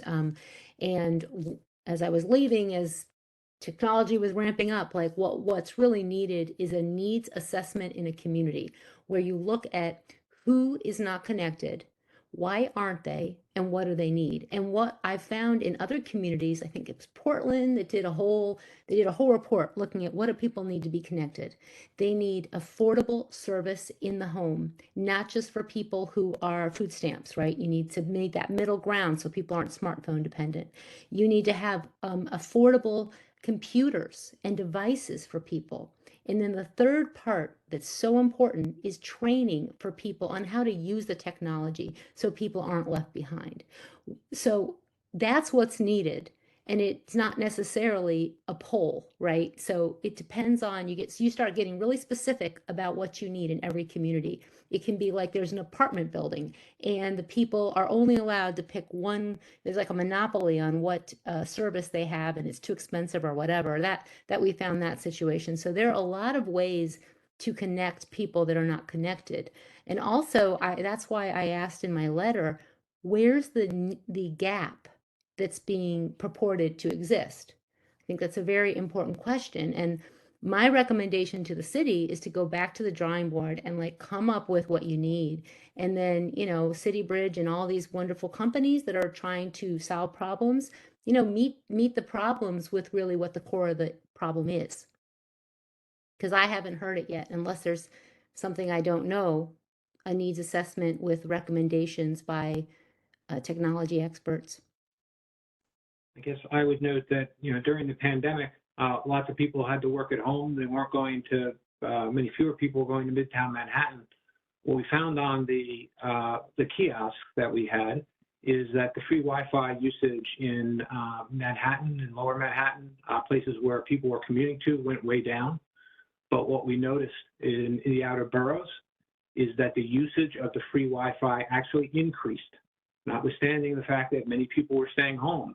And the reason why that happened is people needed to be connected, and we were providing a free service. Now, I think that's an important public service.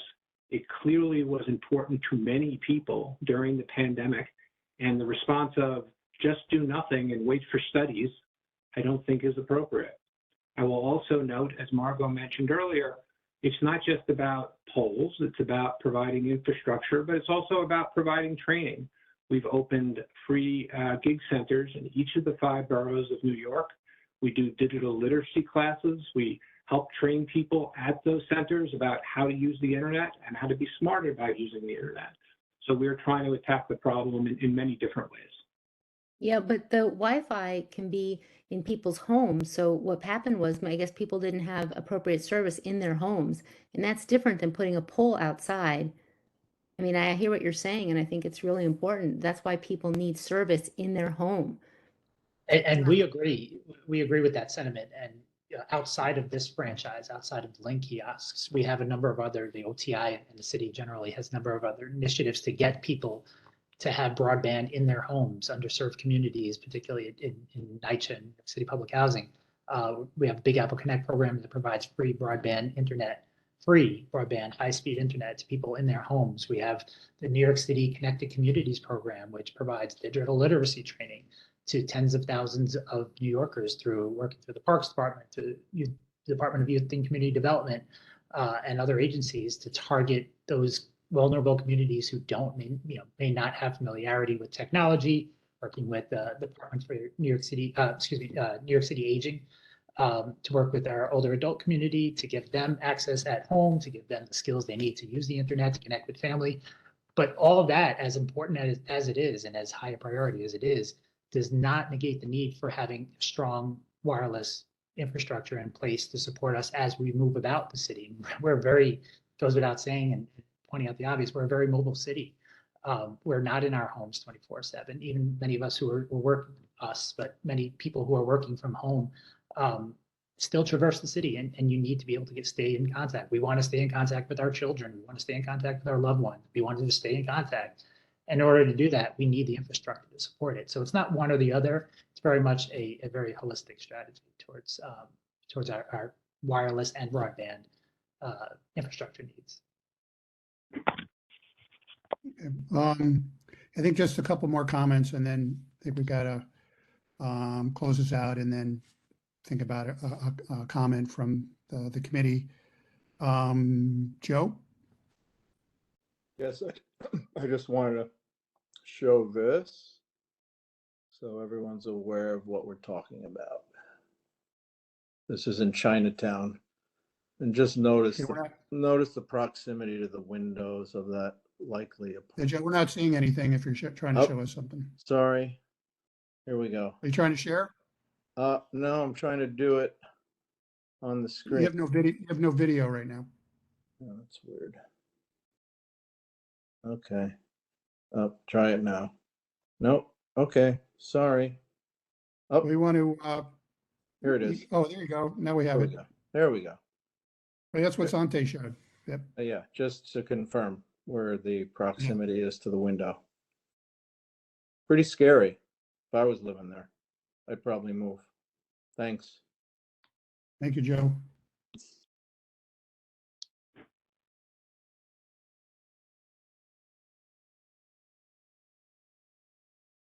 Okay, Trina.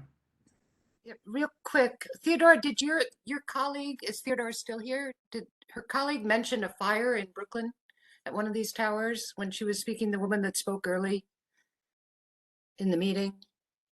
Odette, yep. Yeah, did Odette mention, she did mention a fire. Do you guys know about that? And then my other question, and then I'll be quiet now, so I apologize for my open mic earlier, is what happens if the community board votes this down? Does it happen anyway? Does it, what is this a moving truck that's coming no matter what we say, or does the community board have a say in whether or not it actually comes to this community? I can take the first question in terms of the fire. There's been no fire at any of the Link 5Gs, so I don't know what incident Ms. Wilkins was referring to, but it certainly doesn't relate to any of the Link NYC kiosks. Okay, thank you.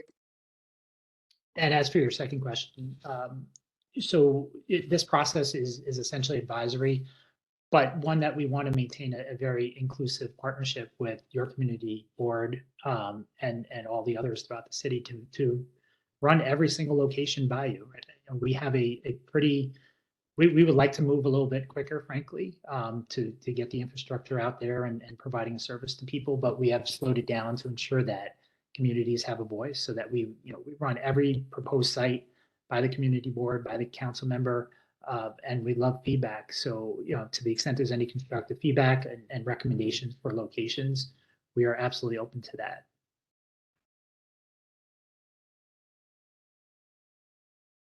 Okay.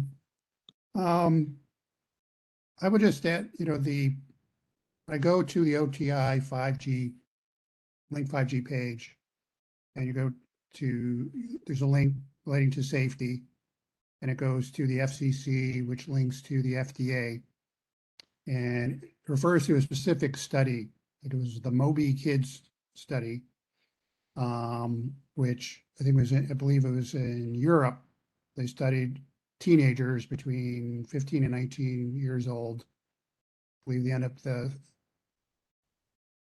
up being around 900.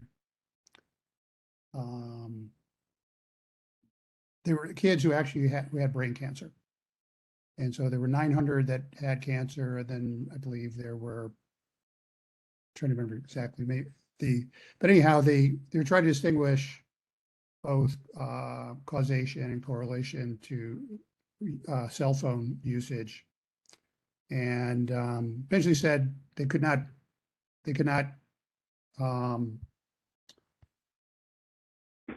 basically said there's no hazard that could be determined from that, except that they let me just find it, the statement that they made at the end. Damn.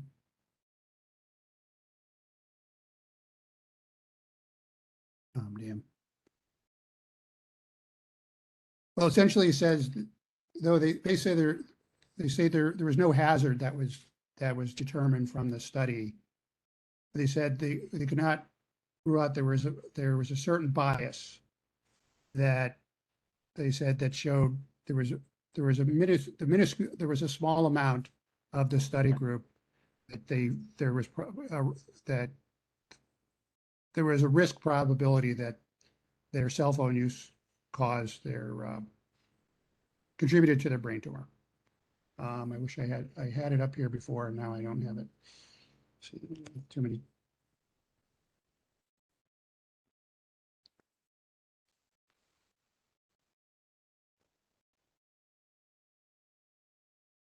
Here it is.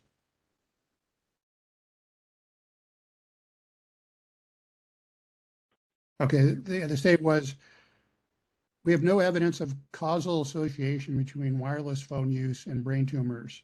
And then the last point is, because of likely biases, we cannot rule out a small increased risk. So, I suppose you can't rule out a risk with pretty much anything, but still, that's, something definitely worth noting. So I think in terms of our discussion, I think that we're going to bring that to a close. Really appreciate you appearing tonight and providing your presentations and being involved in this really important, and it was a robust conversation about this. And so with committee members, first we have, the main reason that OTI, they wrote to us, they wanted us to comment on the location of these 6 proposed poles, and then there's the notification about the pole cap installation on Lorimer Street. But I feel like, we're free to make, remark in any way that we want to. And I think, and part of, I think what I'm hearing tonight is, there was some folks, we thinking, the thing for looking forward, anticipating capacity. But, I was thinking of that with transportation initiatives. I find that they tend not to be proactive. They tend to be reactive. After X amount of incidences have occurred, either fatalities or severe, accidents, then they might implement a safety improvement on an intersection, et cetera. And so I feel like, this isn't necessarily apples to apples, but I feel like just having this technology installed in our neighborhood, that people can have thoughts and feelings about that. I think, beyond just the very specific locations along the waterfront. So, so I guess just first off, just generally, do people have comments just about the physical locations of the 6 proposed poll sites, and or the cap on Lorimer Street? Steve, a very final fast question, if it's possible. Okay, yeah, make it quick, yeah, because Yeah, it's. no, very quick. What would Yeah. be the administrative remedy for a citizen or for a community, beyond the fact that, the health or not wanting to have something that is being installed behind the window? Article 78 would be, I would petition something like that against.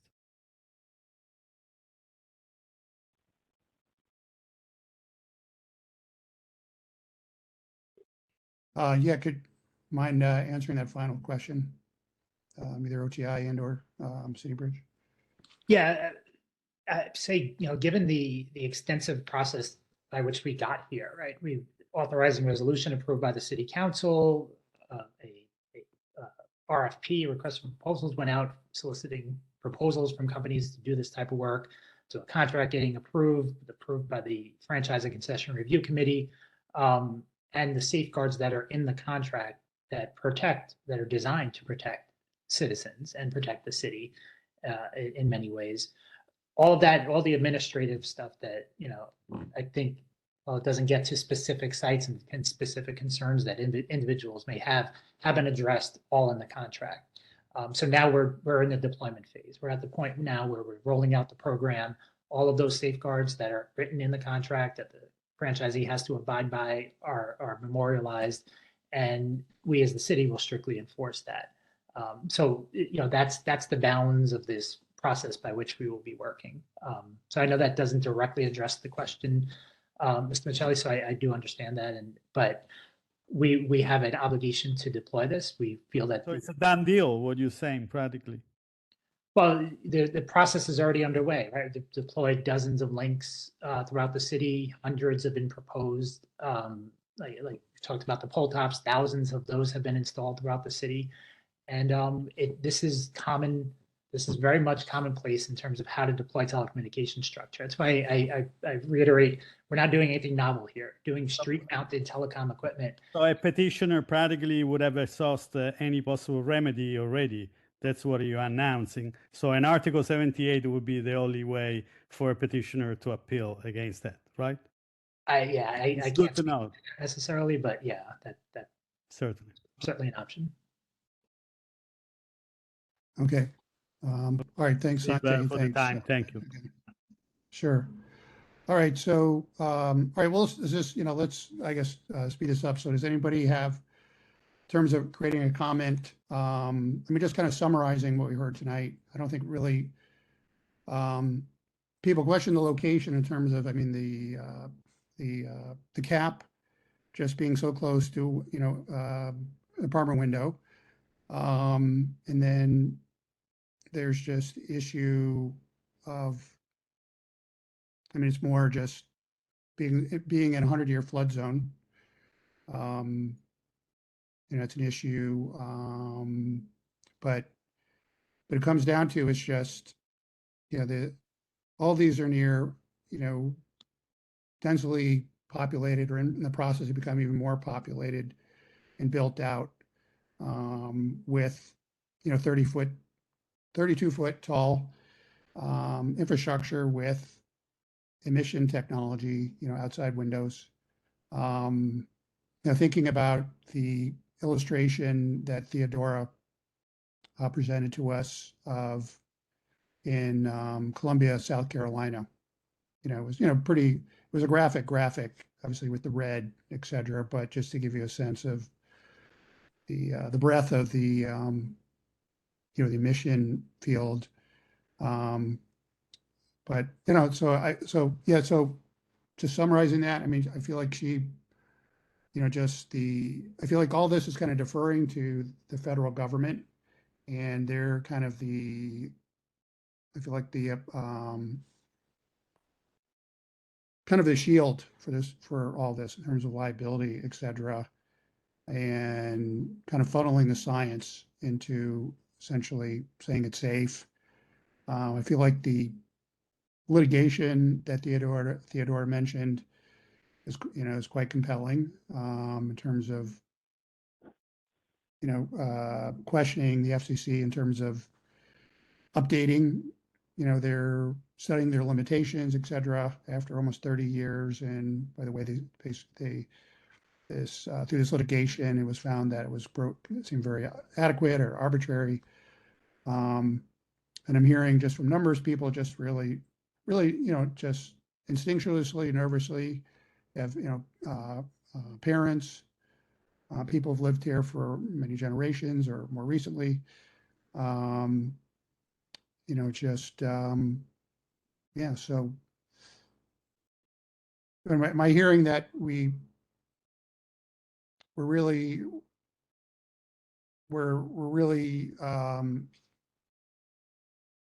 generally against this installation because we're feeling like there's too many unknowns. I mean, beyond this kind of general approved limits for, the emissions from this infrastructure, or folks feeling like it's okay. What are committee Like I members? said before, I feel like it puts us in a weird position. I mean, I don't feel like there's enough evidence of health risks. I mean, I hear what people are saying, but I don't see that. I don't see that that's necessarily a one-to-one, that it has that impact. And so, again, my experience with them in communities, I haven't actually seen anyone have a negative health impact from them. So I'm looking at it tonight's meeting with providing feedback on the locations and the accessibility that technology provides. As I'm sure folks on this community board, if community board existed when phone booths were put on the sidewalks at that time when that was insane technology. So the answer to your question, Steve, is no from my end. Mhm. Anyone else? Katie. Steve, this is William. Like Katie says, we haven't been properly educated or informed. So I'm not comfortable. So I would be no. Well, no to what? To the installation. Okay. To be clear, I was saying no to having a concern about providing feedback on the selection, if that makes sense. Okay, thanks. Any other committee members? Trina, Eric? I found the arguments against compelling. It's hard. It didn't. I think that it's going to happen anyway, and it's better to have feedback. But I'm concerned with putting this so close to residential areas, and I'm also concerned that the location was chosen to play to the developers. They're going to have real dense. There's going to be dense population on the waterfront, dense market rate population on the waterfront, and it's providing what they need, and I don't think it's really going where the need in our community is, and maybe the need's not there because the previous installation, the smaller installations are there, but I don't have. I don't know. It's a hard issue. Hi, Steve and Thanks. everybody. Yes, Eric, thank you. Go ahead. Yeah. So I also think the opposition makes a compelling case, but I also agree with Katie that I don't know that it's enough to say no. But then I agree with William that it's not enough information to say yes. It's just, I feel like it is inevitable. It is the future. But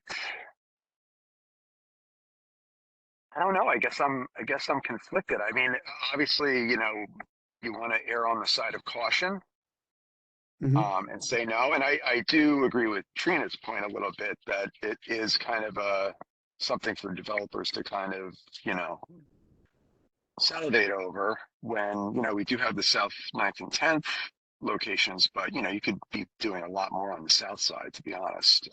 And the reason we're not hearing a lot of complaints, as Katie Napatarsky mentioned, is, you know, the you know, there's a lot of tech people up around here now, and, you know, they've,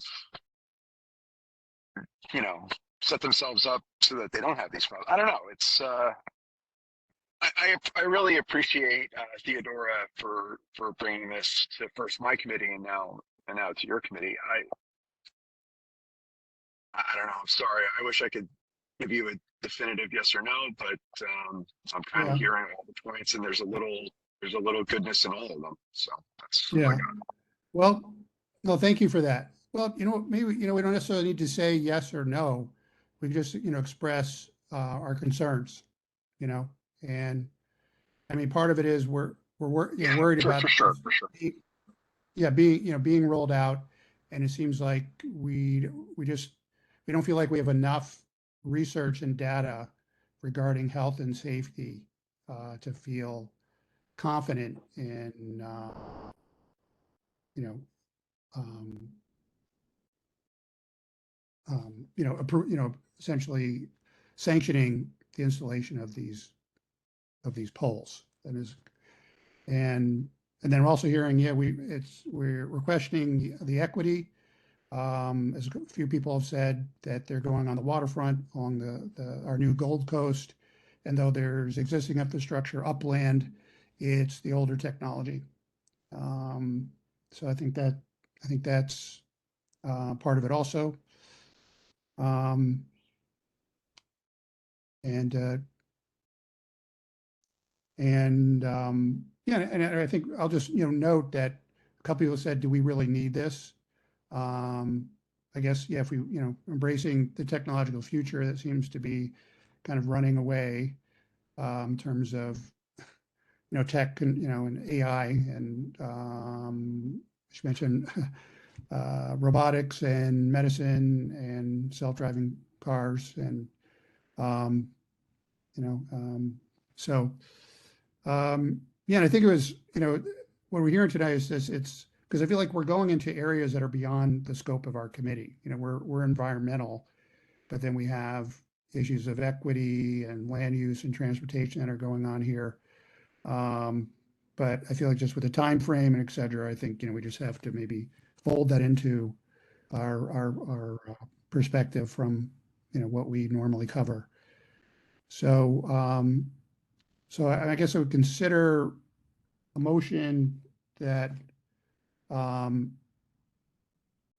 we recommend, you know, a comment that we recommend to the board is that we're reluctant to you know, to sanction the installation of these poles and this this cap installation, you know,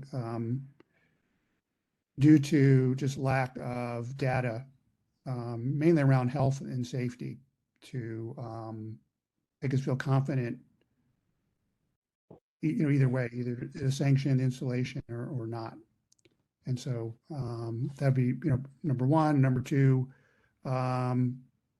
more equitable installation of the 5G, if, you know, the science backs it, but we just question the installation of them catering to the Gold Coast on the waterfront versus a more wide array of blocks and neighborhoods throughout our district.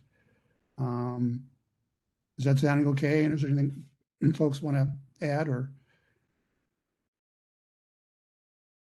I agree to part two. I don't know if there's a way to provide feedback separately from the issue about whether or not to do it to begin with. Well, it could be, like I said, this is a comment, so it's not like we're approving a rezoning with conditions. It's more, I mean, it's more, I think,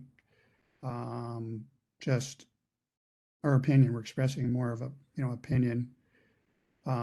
Which could go stronger. We could just say we don't want them, or we do want them. So, well, do you have a suggestion for the first one? I mean, I think you're feeling more agnostic, leaning, Who, me? Think Oh, no, lean I mean, I would vote no to that motion because it's not that I think that there's not enough data. I think there's not enough data. There wasn't in my mind enough data to support the claim that there's a health risk. So I didn't think that there was enough data presented to support the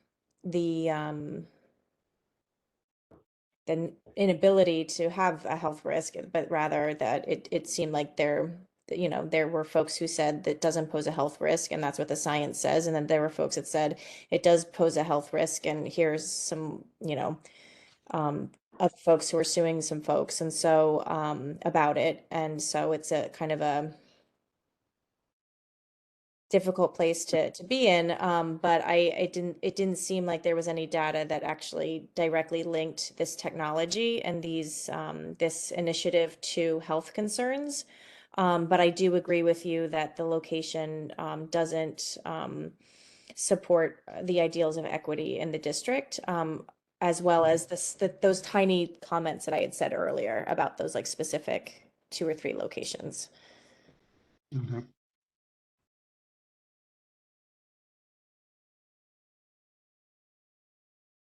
How do others feel? I feel like, they're just kind of taking the temperature of both what committee members said and the public said. I just feel like I agree that there's not enough data there, but I feel like people are feeling more err on the side of caution versus like we just. My issue also is the FCC is the one that's regulating this, and they're using data that's decades old, and technology is moving. We're all for it, but I feel the federal government has not really provided us the protection. They're protecting the providers, but I don't see that protecting us. So it's a lack of information. I mean, what studies and etc. So I don't feel comfortable. I don't think we were providing information. And then I'm very strong about the equity issues. I mean, there are communities here that have no Wi-Fi, and these providers know that, and they still haven't installed it. I could tell you a bunch of schools that don't have it. So, but again, so the equity has to be addressed, in my opinion. Thank you. William, when you said that made me think of something. Have you all been talking to Councilmember Gutierrez? And I ask because obviously she is the council member for some of the locations that you all are presenting, as well as part of this district. Hold on. But of course, she's the chair of information technology. So how does she feel about it? I talk to her and her chief of staff regularly, but this is the first time on this issue. I'll be talking to her chief of staff tomorrow, and I will bring it up. I wonder if that was her to represent, or sorry, for her to come if we bring it up again to talk about her thoughts as our representative, and obviously this is her bailiwick on the council. But yeah, it was the question to you all actually.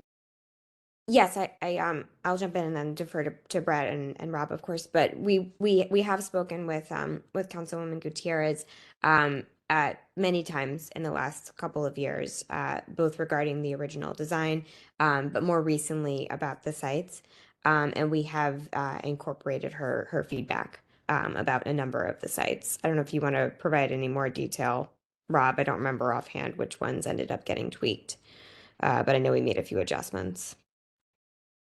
We had reviewed a bunch of sites, I think in Bushwick, and we had made some adjustments there, in part based on community feedback and in part based on feedback we got from the council members, certainly. And I will just finish by saying, generally, Councilwoman Gutierrez has been very supportive of us. We've had an open dialogue, as I said, with her in her office, and we appreciate her support for the program. But you have to understand the city council person for the area we're talking about is Lincoln Wrestler. And again, the areas that, Bushwick, and she also has parts of Queens.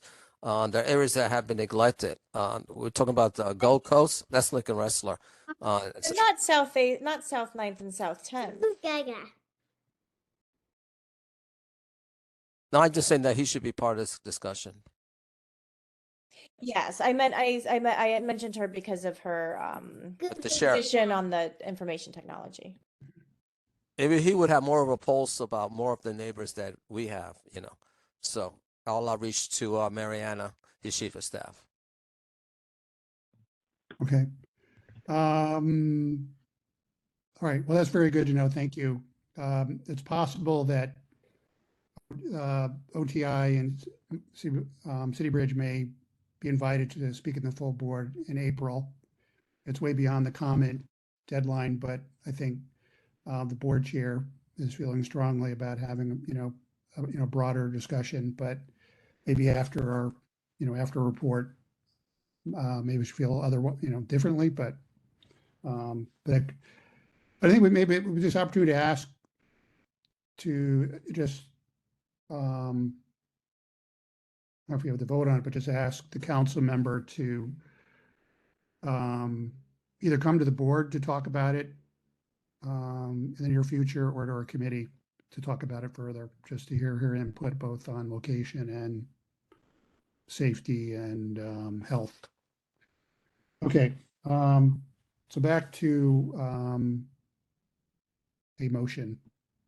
All right, so we all agree about the equity, like to really consider, the location only along the wealthy waterfront, and bringing that, upland into, to other areas of the district. And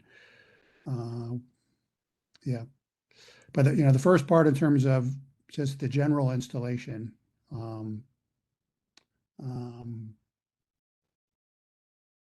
I hear what Katie's saying, but I disagree, Steve. I agree more with how you put what you described as being just the unease that you're hearing on the committee.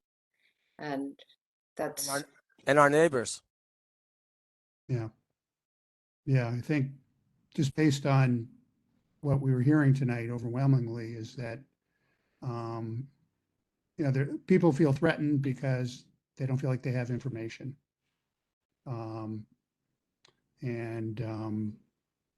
Just having that device, can be as close like 10 feet from your window, without really knowing more what's going, just what's happening there. So, so I think I'm going to go ahead and make a motion for recommending a comment to OTI related to the installation of the 6 Link 5G poles and I'll get the proper wording, but the cap is that we're reluctant to sanction the installation of 5G poles in our district until we have more substantial data informing us about the health and safety of this technology. And number 2, we question the placement of the specific location of the 6 poles, emphasizing the wealthiest parts of the district along the waterfront versus other parts of the district that have either don't have any technology or have the older technology. So anyone, I'll second that. William Vega seconds. 1 second. Okay. All right. Take a vote. Steve Chesler, yes. Eric Brusadis, Yes. Katie Danny Horowitz, No. Trina McKeever, yes. William Vega. Yes. Okay. And that, I believe, is everyone. This is basically a consensus recommendation because we don't have a quorum. There are no votes, no abstentions, so we have a consensus there. It'll be, I'll note in my report, all the opinions, and basically the input on this. So, okay. Well, thank you. Can I That ask one was, question about the picture that was shown of the tower in Chinatown, which I think is on Mulberry Street? I have a kid that lives on Mulberry Street. Is that part of the equipment that you guys are putting up? Is that the cell phone picture that was shown twice tonight of the tower? Yeah, I believe that was a comparable Link 5G installation. So those are the towers you're talking about putting in. Correct. Some have advertising displays on them, some do not. But yeah, essentially that's That massive. Okay. Thank you. yeah. All right. Okay. Well, thank you. That was very long, but very, very important conversation to have, and really appreciate, again, you presenting and participating tonight. Yeah, and I wish I guess Theodora had to leave a little while ago. I wanted to thank her. I'll thank her offline. Katie? I just had new business, so I didn't want you to close it down and Oh, no, we have old business too and new business, but thank you. Yeah, so we'll do new business and go to old business. First new business, I just want to, Trina, do you want to mention your plans with the board? My plan, I'm not re-up after many years on the board. I am allowing my seat to be taken by new blood, but I plan to still participate actively in the community board as a non-board member. I don't know if you can see me, Trini, but big thumbs down. Thumbs down. I'm not going away, you guys. I'm not going away. I'm crying. It's bittersweet, but I think it's time. I've been on the board for a really long time, and I think that there's a lot of really voices that could use amplification, and I hope Lincoln fills my seat well. But I'm not going away. We know where you live. That's right. No, but I know I've said this in other committees, but yeah, you're just been, amazing part of this committee and the board, and yeah, it could be huge shoes to fill. Thanks. You've been a mentor. You've been a mentor to so many of us. Your service is greatly appreciated, and you're just a good person, a good neighbor. Thank you. I have good neighbors make good neighbors. We're lucky to all have each other. All right, awesome. All right, Katie, you had some new business? Yeah, it would be for a future meeting, Steve, if you agree, which is this air monitoring initiative. I know we talk a lot about air monitoring here, but it's something that DEC is doing. We're a member of their air monitoring coalition, and they have some new data that they wanted to present. And so I was hoping that they could maybe do so to this committee. Okay. No, it's, I mean, it gets talked about, but we haven't really addressed that head on here. We've had so many other things going on. So that sounds like a great topic to bring in. Maybe offline, you can make some recommendations to me about, who we want to bring in. I don't know if you and, Lisa, is she kind of heading up NBPA's role in that coalition, and is NBN and Yeah, well, it started when we were partnering with El Puente on their air monitoring a while ago, but with a DEC grant that we got. But yeah, we've been attending the committee meetings, and so it'd be the folks from the DEC folks from that committee who would present to the board. Okay. Does anybody have a take on Michael Heimbinder? Anybody know Michael Heimbinder? Name sounds familiar, but Didn't he make maps? Yeah, he did maps, and when Outrage was doing its truck studies, we did some air monitoring. He provided the portable air monitoring kits, and he was doing a lot of work about, well, it's a while ago now, but maybe about 8 or 10 years ago. And I haven't talked to him in a minute, but he might be good to bring in because I know he's still involved in that. I just don't know to what degree. But I could dig him up and see if he'd be interested. Yeah. He's still in that the would be neighborhood great, as Eric. far as I know. Yeah. Wasn't he Okay. in Long Island City for some reason, I think? Oh yeah, you know what? He might be in Long Island City now. Anyway, I'll let me think about that a little. Sounds great, Eric. All right, yeah, Katie, thank you. We'll follow up on that one. All right, so let's going back in order, old business. What is the just quickly on the Army Corps hats plan. Nydia Velasquez, our Congresswoman, and Lincoln Wrestler organized a town hall on February 23rd. It was really amazing turnout. About 200 people in person, online. NBPA provided the hybrid technology and recorded it. You go to their YouTube channel, you can watch playback. During the community presentation after the Army Corps and the politicians all, after they presented and they said their spiel, I read a summary of our response, and Willis did NCA, MPA, Friends of Bushwick Park, Friends of Transmitter, and Hunters Point South Conservancy. Really compelling, short, but really, just their photos of their park that has a tidal basin and a wall, built into it. But we're saying like, why isn't this enough? And so, and I think that was the theme of the night is, we don't want a wall. We want protection. We don't want a wall, but we want something, more nuanced and nature-based. And it's quite clear. Nydia Velasquez and others have been interfacing with Bryce Miller, the project manager. I guess Nydia said she's been working with him for decades. And I can tell Bryce, I feel like he's been getting really being impressed by our feedback already. He actually walked through Transmitter Park and Huron Street, and he said, "Wow, yeah, we know there's questions with their data, but he said he even noticed it, like the wall for Huron Street, that rendition, he said is too high.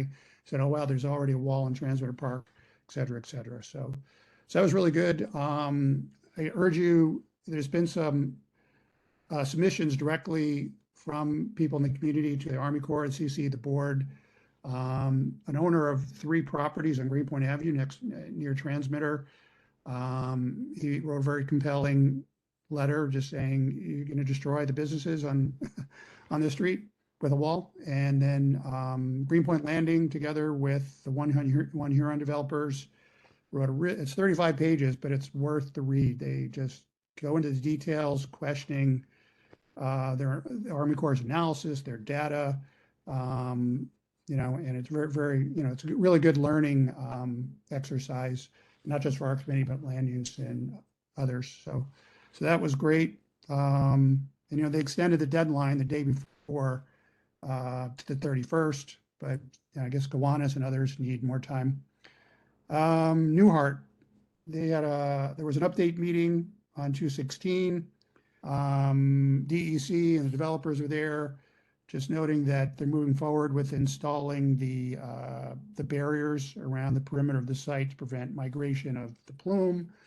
But neighbors were really up in arms about the noise and the vibrations from they're not pile driving, but what they're doing is still causing a lot of problems. And then it's interesting is Assembly Member Gallagher just noted to them, 421A expired, and the developers are, they have to finish the project by 2026 to still qualify for their tax abatement, and so that might be a problem. So that was that. Anybody have questions about those two so far? On Steve, Okay. Steve, I had to step Yes. out, delivery. Did you talk about the coalition with the Queenside, Long Island City, their elected officials? That was really cool.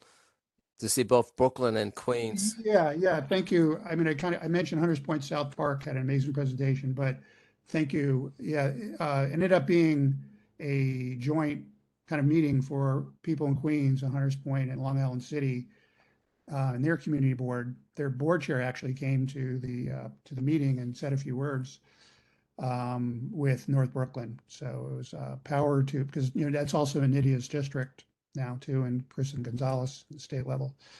I have one question for you and Katie. Yeah. I misplaced that form.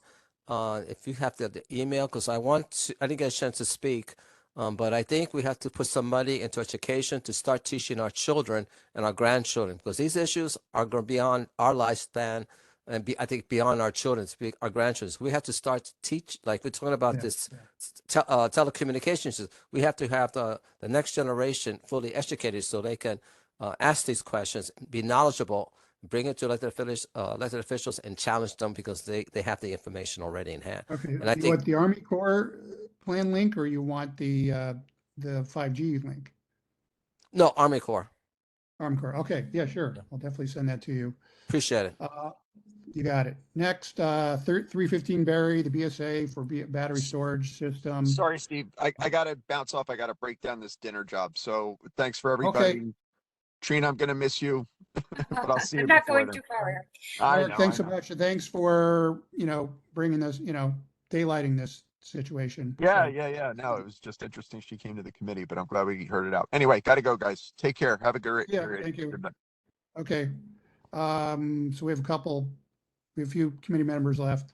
315 Berry, we sent our letter to the BSA. Olivia Silver, she's like the lead tenant who's resisting this application. She emailed the board, I sent her a copy of the letter. She was happy about that. I'm still planning to testify at the hearing at the end of the month on behalf of the board. I don't know what more we can do at this point, I feel like, I think they have some ammunition there, but it's a tough situation. It's kind of similar in a way to this 5G, in that, we want to move forward with non-fossil fuel energy sustainability, but not at the expense of endangering people. That's what I was thinking. Yeah. 210 Greenpoint Avenue, the former speedway, that lot at Greenpoint Ave and McGinnis. It's a brownfield cleanup, but we have questions. Can the fire trucks make the turn with those Jersey barriers there? It's very strange. I provided the fire, the battalion chief who's in charge of those inspections. He asked for data on the ground, photos. We sent them to them. He said, I'll get back to you in a week. Joanna has followed up a couple times, and we got radio silence. So I don't know what's going on there.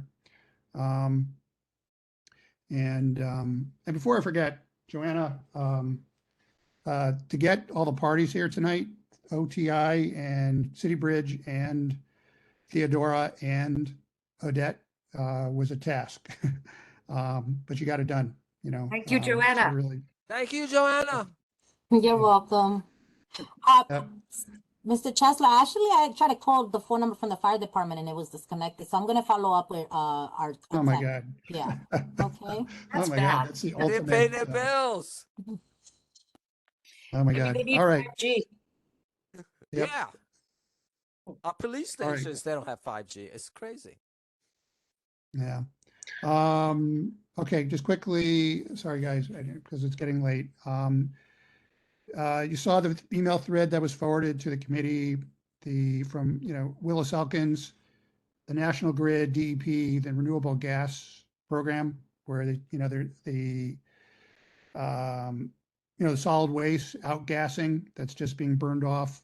It's supposed to, they told National Grid after we requested, said it went online, I think in August or September, and we asked them for data and they never got back to us. And now we know why, because it's malfunctioning.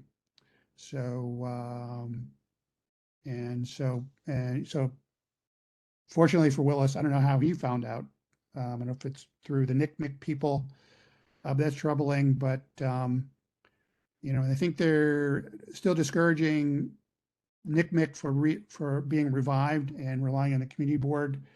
I think it's a better discussion. You know, we really need Laura here for that since she was involved with that entity. But I just, you know, want to make it aware of something we need to deal with. Does anybody have anything about? I just want to say, when we all met at Newtown Creek offices, you know, Laura and all the other good neighbors, none of us felt confident that we're going to, you know, deliver or be transparent or engaging. You know, it was just basically trying to offer Cooper Housing, you know, some gifts with National Grid stuffed dolls and etc. That was the extent, because we told them about that place over there, putting, you know, develop it into a park that the whole community can use. So again, I wasn't confident, you know, they were going to follow up. Yeah, no, thanks. Yeah, so I think yeah, we'll follow up the next meeting about how to, you know, going further engage with DEP about the waste treatment plant. So, and actually, I'm going back to new business. Just about one of the things that came out of the Army Corps response is another thing is that, you know, you got to think of our climate problem holistically, not just storm surges and sea level rise, but, you know, the cloudburst, you know, rain events and groundwater flooding. So, you know, we just keep having, you know, the people at the Army Corps town hall repeatedly come to the board and just offline talking about flooding that just chronically happens in their basements and their businesses, on their streets. So I feel like that's something, I don't know if we need to have a hearing about that. But, and I know Emily at the town hall said that she's been working on it, I think with Lincoln. And I know DP, they're working in underserved neighborhoods, you know, building infrastructure there. But, you know, we have a big problem here. So, so stay tuned for that. And just like, you know, Katie did tonight, if folks have topics, issues that they want to address, please send them my way. We'll see about doing it. Anything else? Anybody? Okay. But hey, thanks. I know it was a marathon meeting. And it was tough about the, you know, the 5G business, because, you know, we received this letter back in January, but it just said, you know, 5G kiosks. It didn't talk about these towers and et cetera. And so we jumped on a little bit late, thanks to that they went to the Transportation Committee last month and Eric passed it along. But I think we're you know, I feel like the committee is making the best, made a good comment. So, yeah, and it was that good said, the way it was even. It expressed the concern, but it also addressed the locations, the problems with the locations. So it, yeah. So, okay. you lose the opportunity to comment on that by shutting it down. Yeah. Yes. Telling us all it's a done deal already. I find that so offensive, you know. Yeah, it's really Orwellian. The feds are really controlling the whole thing. Yeah. The science, the rules. They're not connected to our communities. They're totally, you know. Yeah. The same problems that, you know, Eric could talk about. All these street safety issues we have. DOT tells us, well, it's the federal regulation. We can't do A, B, C. Tell that to the mother that just lost her child. Tell that to the child who lost their father. You know, it's not connected to our community at all. Yeah. I hear you. Okay. All right. Any final thoughts?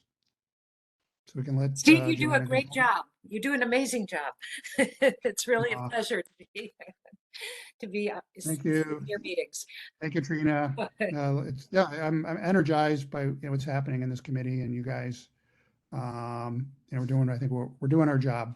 You know, right. I think, you know, helping, being there for the community on these environmental issues. So, Well, all right. good night, That said, everybody. Buenas noches. good night, everyone. We adjourn. Joanna, thanks so much. You're Thanks, awesome. Joanna. You're welcome. And, Thank you. Thank you, LaShawn, for hanging in there whole night. All right. Bye.